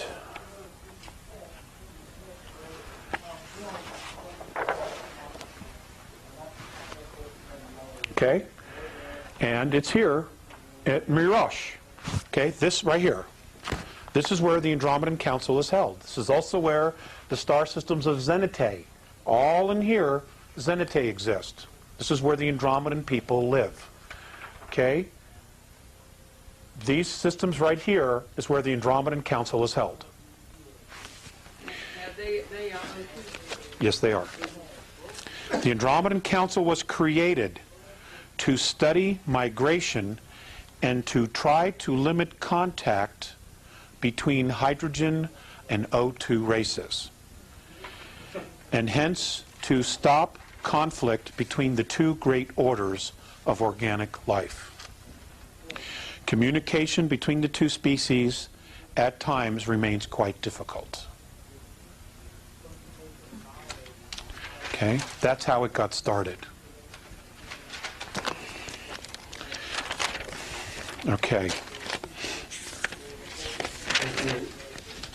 Basically, with the hydrogen form, you should talk very slowly. Yes, you should. Everything you should say. And you absolutely want to use the formal, polite language so that nothing you say is misunderstood. Okay? You will know that because they will be wearing some kind of an apparatus over their nostrils. Now, those nostrils could be almost anywhere depending upon the species. Okay? If they're wearing a suit or some type of a helmet, then you can assume that it's a hydrogen. Okay? Or a methane or an ammonia. Okay? Because if it's an O2, an oxygen, he will not need that apparatus.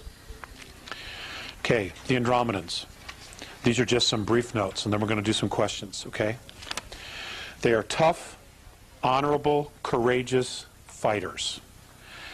They build massive ships to environmentally resemble worlds. Comfortable, solid, and durable craft. These are my own words. They are model galactic citizens. They are responsible to a fault. If they tell you they're going to do something, they will do it, even at great cost to themselves. Okay? They are very active in galactic politics and enjoy considerable influence in galactic institutions. Now, institutions have been set up, okay, especially with O2 civilizations. Those civilizations are the Institution of Civilized Warfare, okay, upliftment. You people would know that as ascension, okay? Their word is upliftment. They don't use the word ascension, okay? And we'll talk about that in a minute. Migration, which is colonization, and traditions, okay? They are very patient, thoughtful, and above all, careful. They have been responsible for the official stoppage of hostilities in many wars and assisted in the withdrawal of all forces that were in those conflicts. Okay, upliftment. A lot of people here on Earth in the New Age circles talk about ascension. But, you know, nobody really knows what the ascension is. Okay, they know that, well, what we do know is that there are higher densities and that all of us are striving to reach a higher frequency in the hopes that we will move into a more evolved society, become more evolved ourselves, and become more expanded consciousnesses. Because sometimes third density is just too damn hard. I acknowledge all that, okay? All of that is correct. Those things do happen. And there is archaeological evidence in the galaxy of races that have actually changed their frequency and moved to a higher level. That's a fact. But it is not called ascension. It's called upliftment. And apparently, none of the races that have done this have done it by themselves. They have always had someone help them out of the mess that they're in. Reach down and basically mentor them to the next level. Does that mean they don't have a body anymore, physical body? No, they have a physical body. There's physicality in all the dimensions. Okay? There is. You know, you just don't move up to fourth density and fifth density and now you're just this little cloud blowing with the breeze and, you know, it's not like that at all. Okay, it's as solid as this, it's just completely different. Okay, the physicality is different. The physicality is much bigger. It's on a much grander scale. Okay, the color spectrum, okay, or the color spectrum where we live on now is 72 different frequencies of color. Fifth density, it's 123. Okay? And I've talked about this before. There are colors and things that I've seen that I can't explain. There's just no way, because there's nothing here to compare it to. Okay? Okay, I want to do 15 minutes of questions, and then I'm going to turn it over to Mr. Russ. Robin. Okay, I wanted to ask about the Dogons, you know, and that whole Syrian thing, that when the Dogons tribe in Africa said they were visited by the Syrians. And right, from Cirrus B, and they had maps before we even knew that Cirrus B came about. Well, did they have a fish tail? I'm not aware of that. I'm not aware of that at all. I have an actual fish tail. No. Do we Demi. know, you mentioned upliftment. Do we know who or if we are being helped with upliftment? I think that that's a possibility. I think that that is an absolute, real, definite possibility.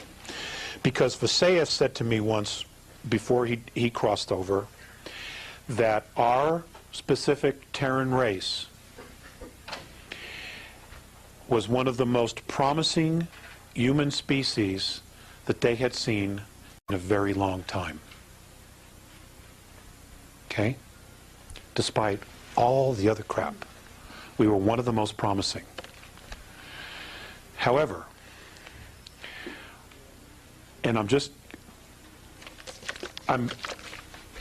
I'm giving you my own opinion now, based on what I know. I don't know this as fact. But if the Andromedan Council does what they're planning to do next year and try to remove all regressive presences, extraterrestrial presences, off the planet and the moon, if they do in fact do that, Mornay has said that they are planning to just sit up in space, we will all see them, and watch us for anywhere from 2 to 4 years in our time. And what they want to do is they want to see how we are going to react with each other when we're not being manipulated. Will we in fact come together? Okay? Now the point that I made this morning was there was a period of 300 years where there was absolutely no extraterrestrial intervention. And what happened? We dusted off the monarchies of Europe and we created the United States of America. The United States of America, ladies and gentlemen, was never supposed to happen. It was an accident. It was never supposed to happen. Okay? The royal families of Europe, who were connected to the extraterrestrial lineages, were never supposed to lose control. Never. And once America opened up Pandora's box, a lot of people followed. You know, because we had all been sick of the tyranny, you know, and we still are. Go ahead. Well, to follow up kind of on that, anything you might be willing to say about shape-shifting, royalty, draconians, that sort of thing? I had this conversation earlier as well with a member of our audience. Shapeshifters. Does technology exist where someone can create a holograph around themselves? Yes, the technology does exist. Is that technology presently being used on Earth? The answer to that is no. Okay, now, can a regressive entity take over a human body? The answer to that is absolutely yes. And the process is actually very simple.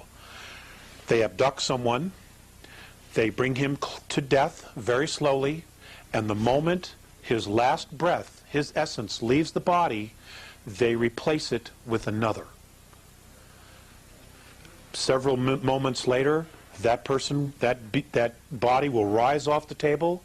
It'll be the same physical body, but inside it has a completely different agenda because now it's a different soul. That technology does exist. Would you call that a Yes, I would. Would they have the memory of the original body? Yes, they do. But my understanding is that there's anywhere from 3 to 7 months where there is a transition period. And generally when it happens to a major figure, they will be out of the limelight or be very rarely seen.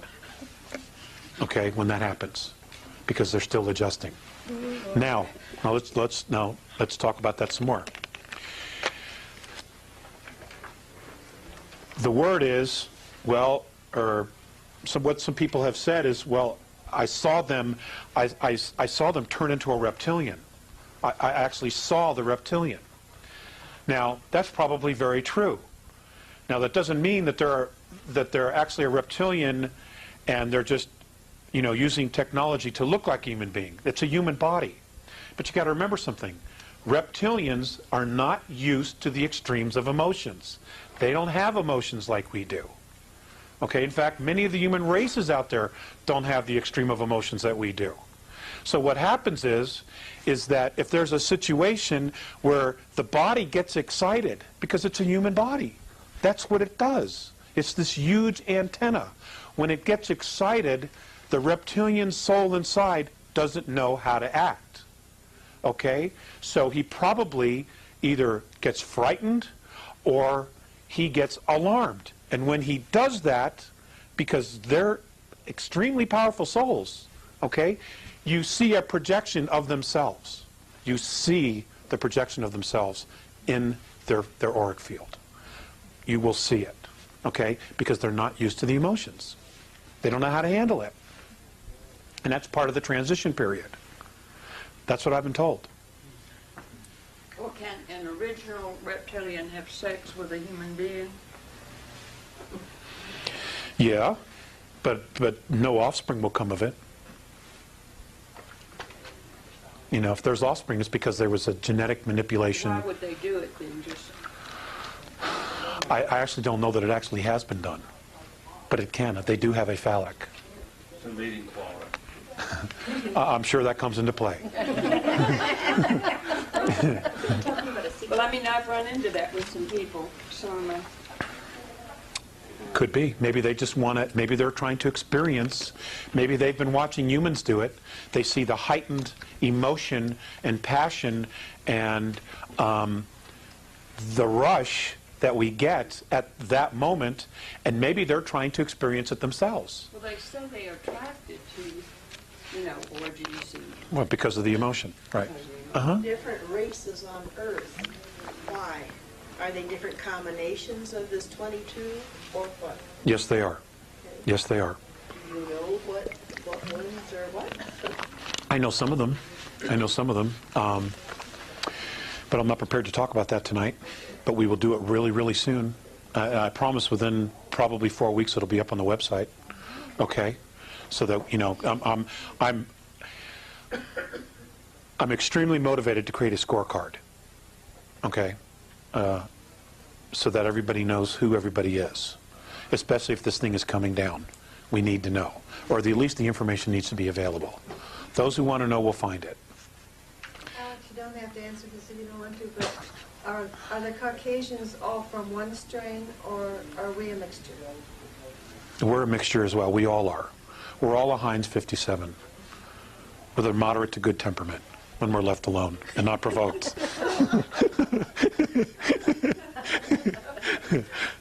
Dave? When they remove the regressives, that must mean Washington's going to be lying on the empty, but Is there some suggestion? I hope you don't have a problem with that. is there some suggestion how we can take the planet back? It's going to be handed to us. But what we do with it after that will be entirely our responsibility. We will be handed back the planet. I know for a fact that discussions of a download of all of humanity has and is being talked about, where everybody is given exactly the same data of who we are, where we're from, who these beings were, and how we've been manipulated. They're going to basically say, okay, here's the truth. And I don't know how many people are going to be able to handle it. If that happens, they've talked about it. I know that there will be some contact of some sort after the extraction occurs. Then they're going to withdraw, and they're going to watch us. Now, if we will be totally self-responsible for this, depending upon what it is that we do with each other and with our own ecosphere, biosphere. If we're not responsible, they're not going to help us. That was the galactic debate, wasn't it? Yes, it's exactly the galactic debate. And that's the compromise they came to. You paid attention. I like that, David. I like that. That's exactly right. They don't honor themselves. They don't honor each other. They don't honor their home. What is their value? It's exactly what was presented. And the defense was, we've never known ourselves. That's right. They've been manipulated from the get-go. What if it's a few people that take the responsibility, but not the majority? Well, that's why I'm kind of hoping that they're going to do the download. Because everybody will know, and all of us will be starting on page 1. You know, everybody. It would be a huge help. Did you say this would happen next year? The date that they gave me was August 12th, 2003. Now, the reason they've given me that date and that specific day, and I didn't know about this till a couple of years ago, why that date, was, remember the Philadelphia experiment? Mm-hmm. When they sent the Eldridge through time and they ripped a hole in time? Well, they created a portal that was never supposed to be there. Some of the regressive races that are here and that have been in other places in the galaxy were sucked in through that time hole, and they're literally out of their own time. And the idea is to round them up and literally say, okay, we are either going to take care of you here and now, or you're going to be allowed to go back through that hole. Because it opens on that day. So that's 60 years, is it 60 years? Is that what that is? I believe it's 60-something Was years. it on August the 12th? Oh, yeah, August the 12th. So it's Uh-huh. in 2 days. Yep. What will we experience? So when that hole opens, they're going to have the opportunity to go back to their time to where they belong. Okay? And the hope is that they'll do it, and the thought is that they actually will do it. Once that hole closes, there are apparently galactic races that have been recruited from outside our galaxy who know how to fix it. And they're already here, apparently. And as soon as that hole closes, they're going to seal it forever so that it never happens again. It doesn't open again. Because it didn't cause problems just for us. It caused problems for everybody. Everybody. Because it created a bridge between two different times. So what will we experience on that day? That's a great question. That's a really, really great question. And Marilyn, I have absolutely no idea. I have absolutely no idea. All I can tell you is that unless I hear otherwise, I will be taking that day off of work. If it's been postponed, I'll go to work. If I haven't heard any change in the schedule, I will be not going to work that day. It's a sick day. Apparently. Now, is there any correlation between this event and the approaching of Planet X? That's a great question, too. Planet X. 2 years ago, and I'm on the record as putting this on the website, the the Nibiruan, a portion of the Nibiruan family, the Enki line, approached the Andromedan Council and asked for permission to enter our solar system to retrieve mining equipment, okay, and other materials that they had left behind when they left here. There was a considerable amount of debate. The Andromedan civilization itself was staunchly against it because the Nibiruans are not known for keeping their word. Okay? However, the Andromedan Council itself ruled, okay, we will allow them in. And they are in fact coming. Now, what is coming is not a planet. It is in fact an intelligently guided planetary-sized craft. Okay? It can maneuver, it can change direction, it can come and go anywhere it wants. All right? It is not in an orbit like we've been taught. Okay? It is not. So if it's a That- spaceship, It is a spaceship. Not hurt. It's just a very big one. it's not gonna, Well, it can hurt us. You know, if it comes too close to too close to us, its field will in fact cause a lot of problems here. Is it But at the as big same as- time, what? Is it as big as they say, 4 times as big as? Oh yeah, sure. Oh yeah. There are motherships. The Andromedans have told me of races that have mother craft from the Andromedan galaxy that are twice the size of Jupiter, that house over 1 billion beings on it. That's amazing. I can't imagine being stuck with the same people. Well, let me just finish with the Nibiru thing, okay? So they're coming. What's going to happen? I have no idea. I can honestly tell you this, though. The Andromedans expect them to not keep their word, to just do, to just pick up their mining materials.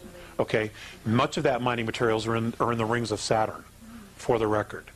Okay, and Mikey, I know, will address that issue because he's got some information he wants to share from his own sources. Okay, so another question, a couple more questions, and then we're going to stop. The regressives? It's entirely up to you, Mike. It's your gig. You said the removal of all regressives. Regressives. And hybrids, etc. Yes, ma'am. Yes, ma'am. Now, let's talk. That's a great. You made me think of something that I hadn't put in there. Okay, now exactly what is a regressive? How do they know who is a regressive extraterrestrial or hybrid? Okay. The Andromedans monitor when they start, and they come in, send in their teams to start studying a planet, a race, for induction, for mentoring. What they do is they monitor their chains of thoughts. Okay? And it is by their chains of thoughts that they can tell who's evolved, who's regressive, who's benevolent, who's empathetic, etc., etc., etc., by the chains of thoughts. They have technology that literally, it's not like it's more than just a picture of a brainwave. Okay? It's like a photocopier. Okay? It literally, you take a brainwave and creates a picture of an intent and of a thought. And if they see a chain of thought that's very regressive, they're marked. And they know exactly where they are and who they are on this planet. They know exactly. There's regression. You know, and they're not the only ones. There are other races that are part of the council. You know, there's 38 different races in our solar system and just outside of it right now. Okay? And they're all sharing data. And they're just waiting to find out what's going to happen here, to get to go. Would the regressives include humans who are regressive too? Yes, yes it would. Absolutely. Uh-huh.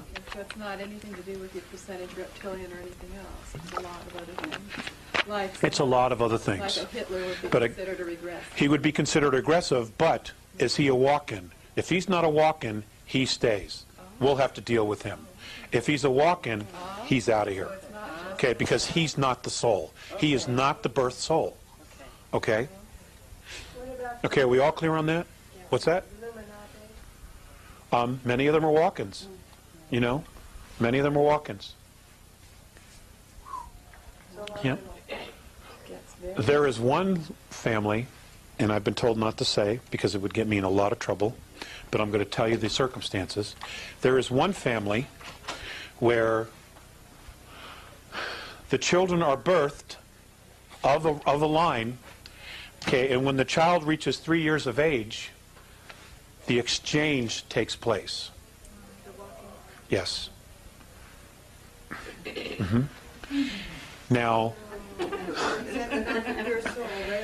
this same family, okay, is basically used as a carrier. They're not the actual genetic lineage, but they have been propped up to be the genetic lineage. Wouldn't start with a bee, would it? Do you follow what I'm saying? Okay. Wow. So they're not the actual lineage, but they've been assumed to be? They've been propped up to be the actual lineage because that's the lineage that this particular race has chosen to walk into. Been used for breeding purposes. Breeding purposes. Thank you. I just didn't want to come right out and say that. It gives me the creeps. Some of the Illuminati will be removed, some will not be removed. The walk-ins will be removed. The actual alien genetics beings will be removed.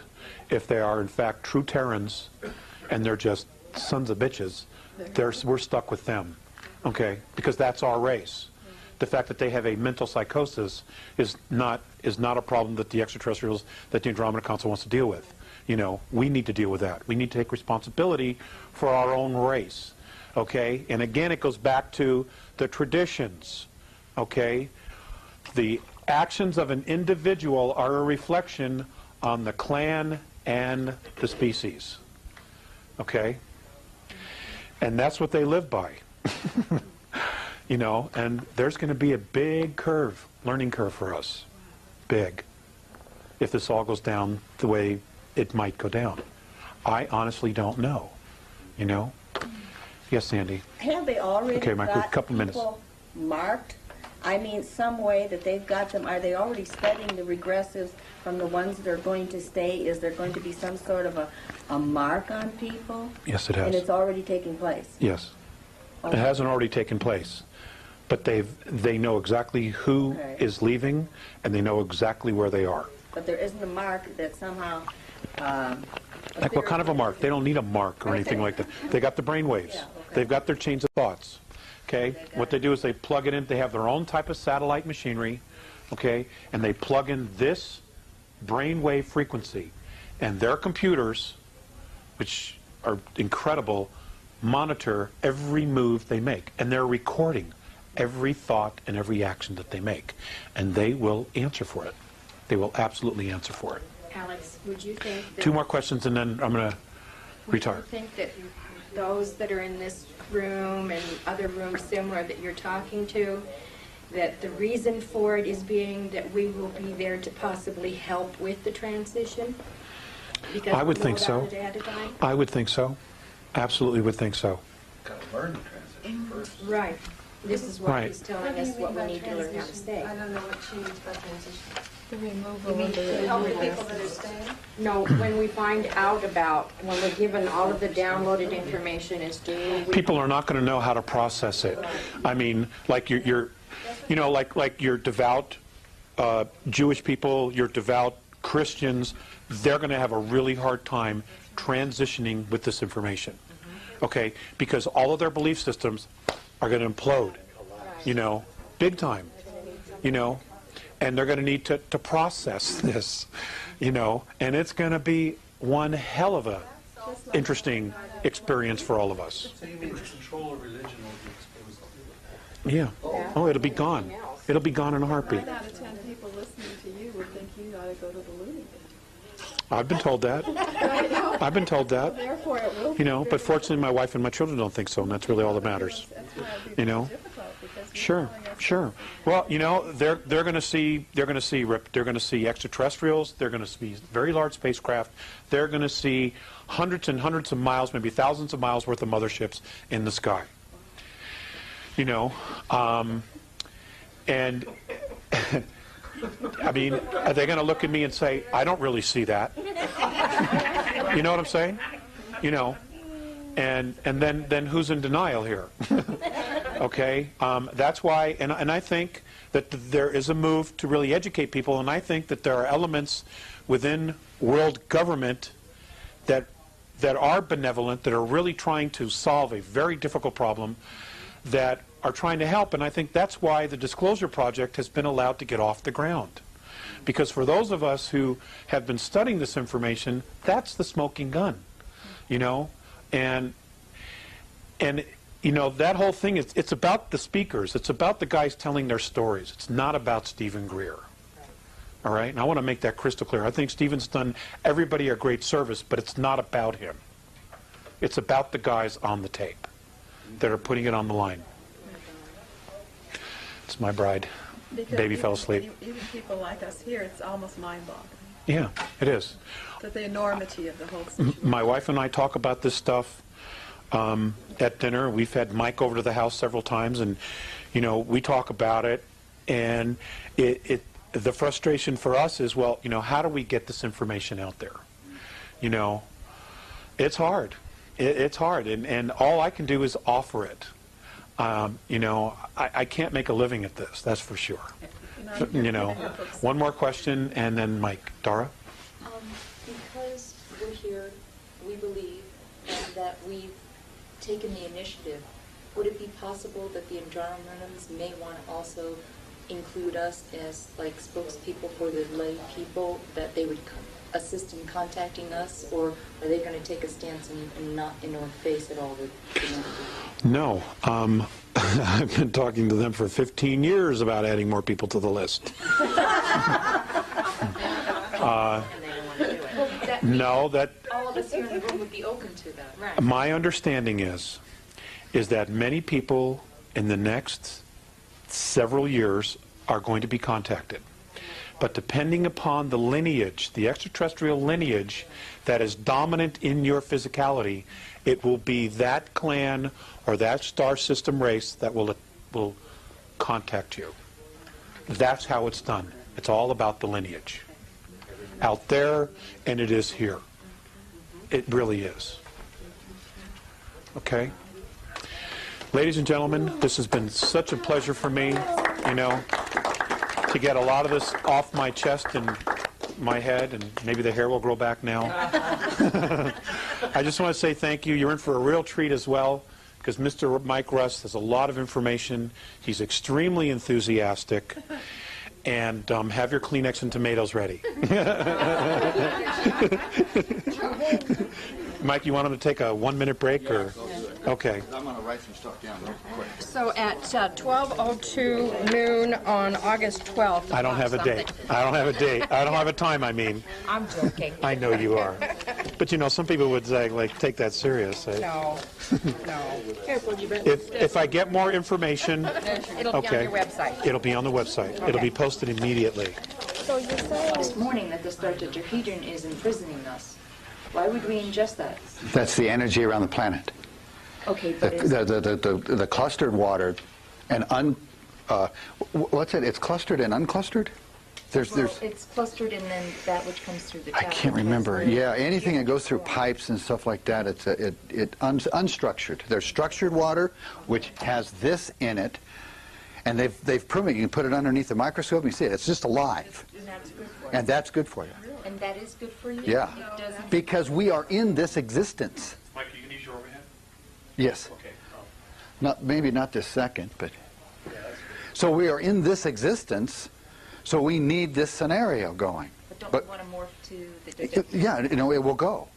Is there Now there's this thing called SAC, S-A-C, Solar Activation Cycle.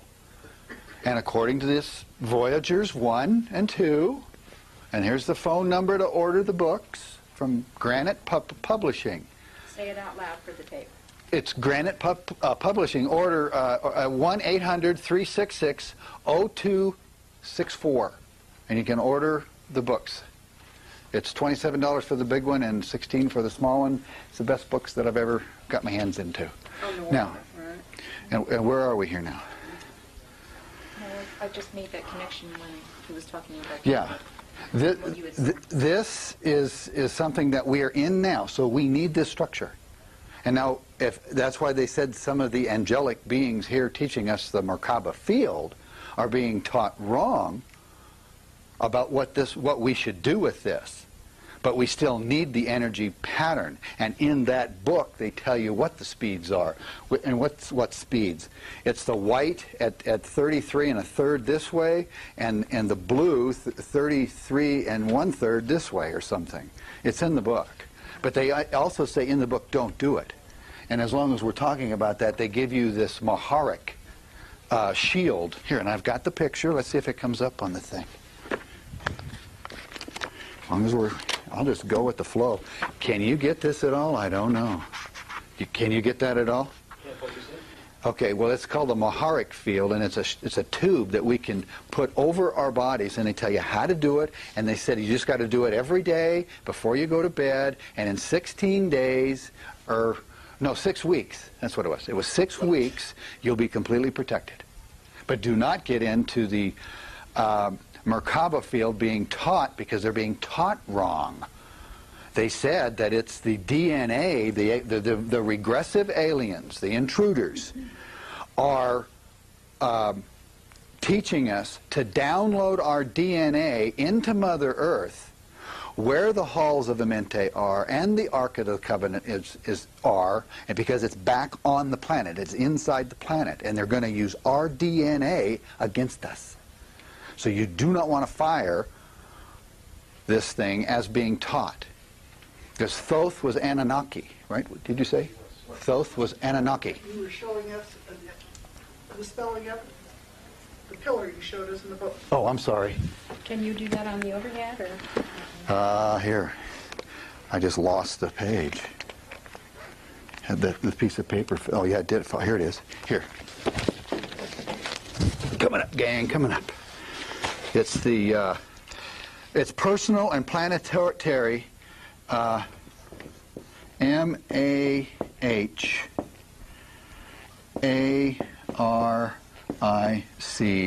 and then shield. They call it a shield. Shield. E-D-S.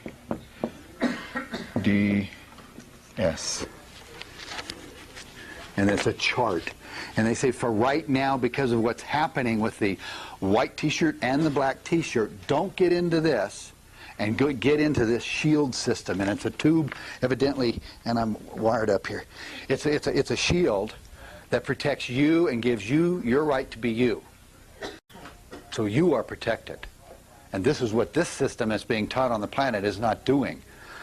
And I'm going to, there's a popular person out teaching this. There's several people.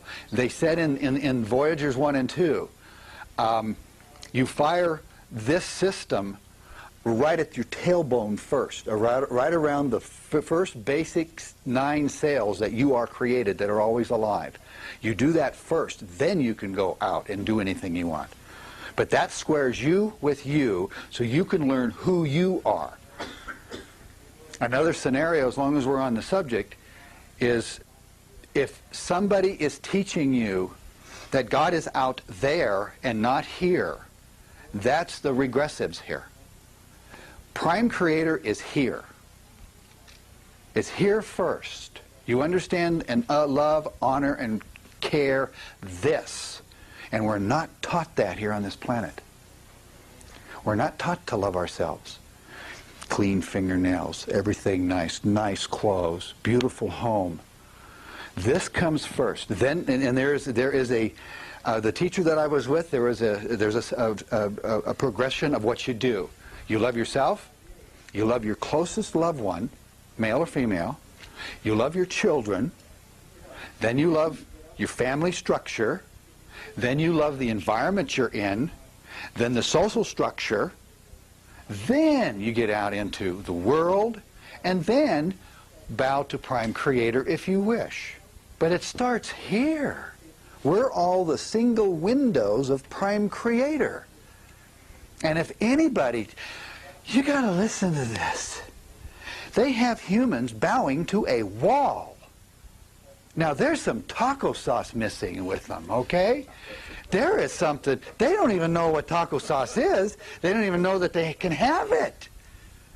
I'm really surprised that they haven't taught humans to bow to a spare tire. At least you could use the spare tire. You see, you got to wake up. And this is the problem that the angelics have versus the regressives. And they're called intruders. Here, we're talking about it. Let's put it on there. And that will come up. Here. Here, this here is, and it's up here, there. These are called the intruders according to Voyagers 1 and 2. And I want to show you something here real quick. I showed Alex, and he kind of said, "Oh, you look at that." Here, then you can get the names of them. I want you to see the physiognomy here. Everything's being pulled down. See their facial feature? See this thing? And all their forehead, everything's being pulled down. They live in the lower chakras. And it's called physiognomy. It's what you read people by. The teacher that I was with here in Denver taught us some of this material. And he said, don't you ever share it with anybody. And I don't. I share you the word. But I can read people. He did it for our safety. And I've shared it with about 4 or 5 people that were really close to me that I could trust the information with. And that's basically what he said to do if we wanted to do it. Now, this is and they're called the intruders. And there's a whole family here. It isn't just this one of this. There's families here. Massive families. And then we have and where'd they go? Ah! Here. And no, it's backwards. Okay. This is the guardians. These people are here. These souls are here to help us. I would just like to add that some of the other races that aren't taken here are much more handsome. Now, well, I'm going to show. This is according to the Voyagers 1 and 2. Okay, I'm sure that there's variations everywhere, but these are the ones here basically helping us. And then here's their names, and we'll get that. That one in the upper middle, that male appearing, looks similar to me to those that were on the other sheet. Right here? Yeah. What does that say? Transsystem, is that a hybrid? Is that a zonite human?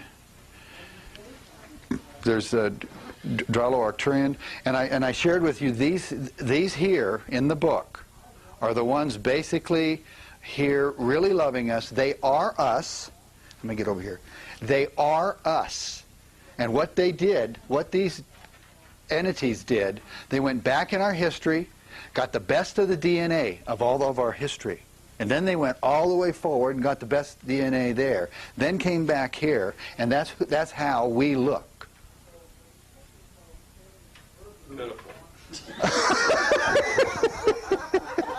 Yeah, Mommy don't like me no more. They need to wear sunglasses. Anyway, they're very benevolent. They're here to help. And there's a lot of people here. And it's called, where do I have it? It's Interdimensional Association of Free Worlds. Interdimensional Association of Free Worlds versus intruders. And is there a gig going down on this planet? Boy, I tell you. Here, I'm gonna throw these up here real quick, just for the video and people. These are skulls.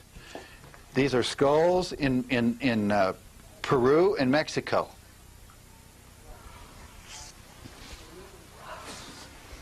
And then I'm just going to go through them, and then we can get into some material. You can get them on the internet. And then I want to show you something real quick here, if I get rid of this thing here. See this here? What I think is going on here is there's two brains. On this particular alien race, there's two brains. And there's two activated pineal glands. And then the activated pineal glands on the other ones look like these, as I shared in my main lecture. Yeah. Well, these are somewhat human, but these are humans with an activated pineal. That one, and then I'm going to go with this one. And then we can just, here. Trying to replicate the gods. Yes. Well, Phil, I thought that way too. They say in these books that we are called Tyrannosaurus, according to the Voyagers. And the first Tyrannosaurus were designed to be totally immortal. They could birth themselves. They can have children by themselves or with another partner of the same vibration frequency, they said. We were both land and water. Some had feathers, some did not have feathers. And that's how we actually started within this 15-dimensional existence that we're in right now. And our family matrix. They wanted to just start this. And it's a seeding. And they call it, this is a third seeding. 1 and 2 down the drain. And we're in the third seeding. And I think we're going to get out of here. I think we're going to get out of here. And we're going to get out of here with these bodies. That's what I think is going to go down. I'd like it a little bit better, please. She says, I would like it a little bit better. Well, I think, I really know a lot of information. I've shared some with Alex, and I really love him. I can honor that man in 2 seconds, and I can honor humanity in 2 seconds. If you can understand that we have biases, dogmas, doctrines, and philosophies per chakra. That's all you have to understand. And you can love and honor and respect anybody because you can understand, well, their taco sauce is missing left side chakra 3. You see where I'm going with this? And you can actually start diagnosing humans really easy. And the offshoot of this is this reading of the physiognomy. You have no idea how nude you are. You have to a teacher. To a teacher of this universe, you have no idea. What did she say? He's tired. Yeah. Hey, my ears don't work with that stuff, okay? Okay, let's get, and I want to shoot into some of the Alex Coiller material that he was talking about. It's basically the same material. Oh, now this is not in this. This is some other information I have. when some aliens leave their planet and they have a home and everything's sitting right there and lakes and whatnot, they go travel for, let's say, 500 years. And they come back, there's nothing there. There isn't any essences of themselves to hold the patterns to keep their homes there. That's a scenario that happens. But it doesn't happen here on Earth. Earth is another scenario. We go and come and everything. And the density of truth here holds everything together. Isn't that an interesting thought pattern? And I thought I'd share that when he was talking about that. Oh, dolphins and whales. I just about interrupted you. But I didn't do it. Dolphins, it's an alien race, obviously, and they see in 360 degrees all the way around, and omni, just like this. But their pineal and the pituitary is right above, right here, right on top of their head. They can breathe in pure prana right over themselves. And I shared with Alex in his house.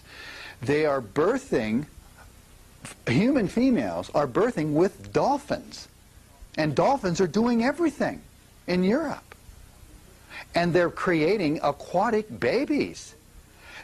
When they sleep on the bottom of a pool. And every 18 minutes, they just float up, take a breath, and they go back down. And that's happening now. And I don't know where. I wish I could find out where. I want a video. You know, I want proof. You know, and all that stuff. Okay. Video available. I bet you there is. Well, it won't be in America because we're dumbed down so much. We're afraid of our toenails. Anyway. What else is about dolphins? Oh, and they can instantly heal. There was a story with of somebody that I know, and you can find the tapes. I'm not going to use his name. There was this lady that got in an accident, and she was like this for years. An accident. And a group of them went to the ocean, and two dolphins, she got in the water, two dolphins just came up to her. And they prodded and poked and whatever to her body. She got up out of the water, and she was still like this, and you couldn't do things very well. And she just laid right down on the deck and went to sleep for 2 hours. And when she got up, she just went, like that. And she couldn't remember the accident. And the dolphins can do that. Now, I'm going to switch the subject to whales, another alien race. And the only thing I know is that once a year, oh no, there's two things. Once a year, 12 of them get in a circle on either end of the planet. And they breathe in for 12 hours. And they breathe out for 12 hours, and then they disperse. I know that, or I don't know that, but then that's what I've been told about whales. Another thing, we cannot have children without the sound of whales. We would die as a species without whales. Now, I can't remember where I got the information. I don't think it's I got it from somebody else. I got that I don't know where I got that. Elizabeth Fortune. I've read so much and I've been around so many people. I've just got all this. Okay, hang on here. Oh, the red. You want to know about who's the red and purple and green and coming up? I just need my book. Which one? Oh, here, yeah, here. I got it right here. You're talking about the races. Okay, here we go. Hey, I'm not even going to try to pronounce it. I'm just going to put them up here. U-R-A-N-T-R-I-A-N-S,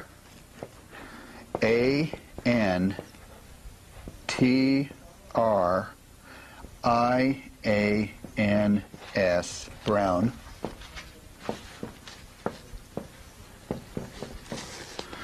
And then B-R-E-A-N-O-U-A,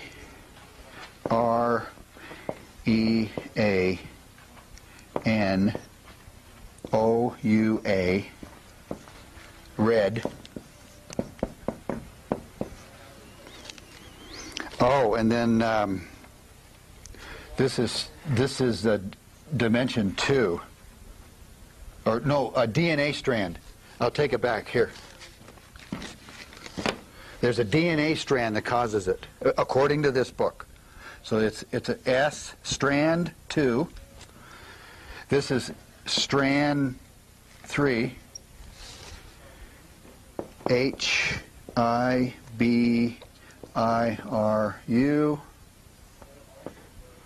white.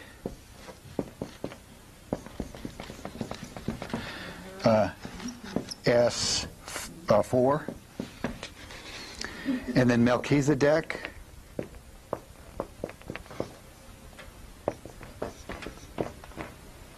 IZEDEKS,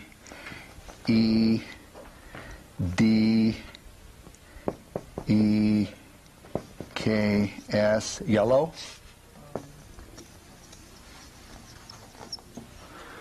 And then S5. And then YUNASETI,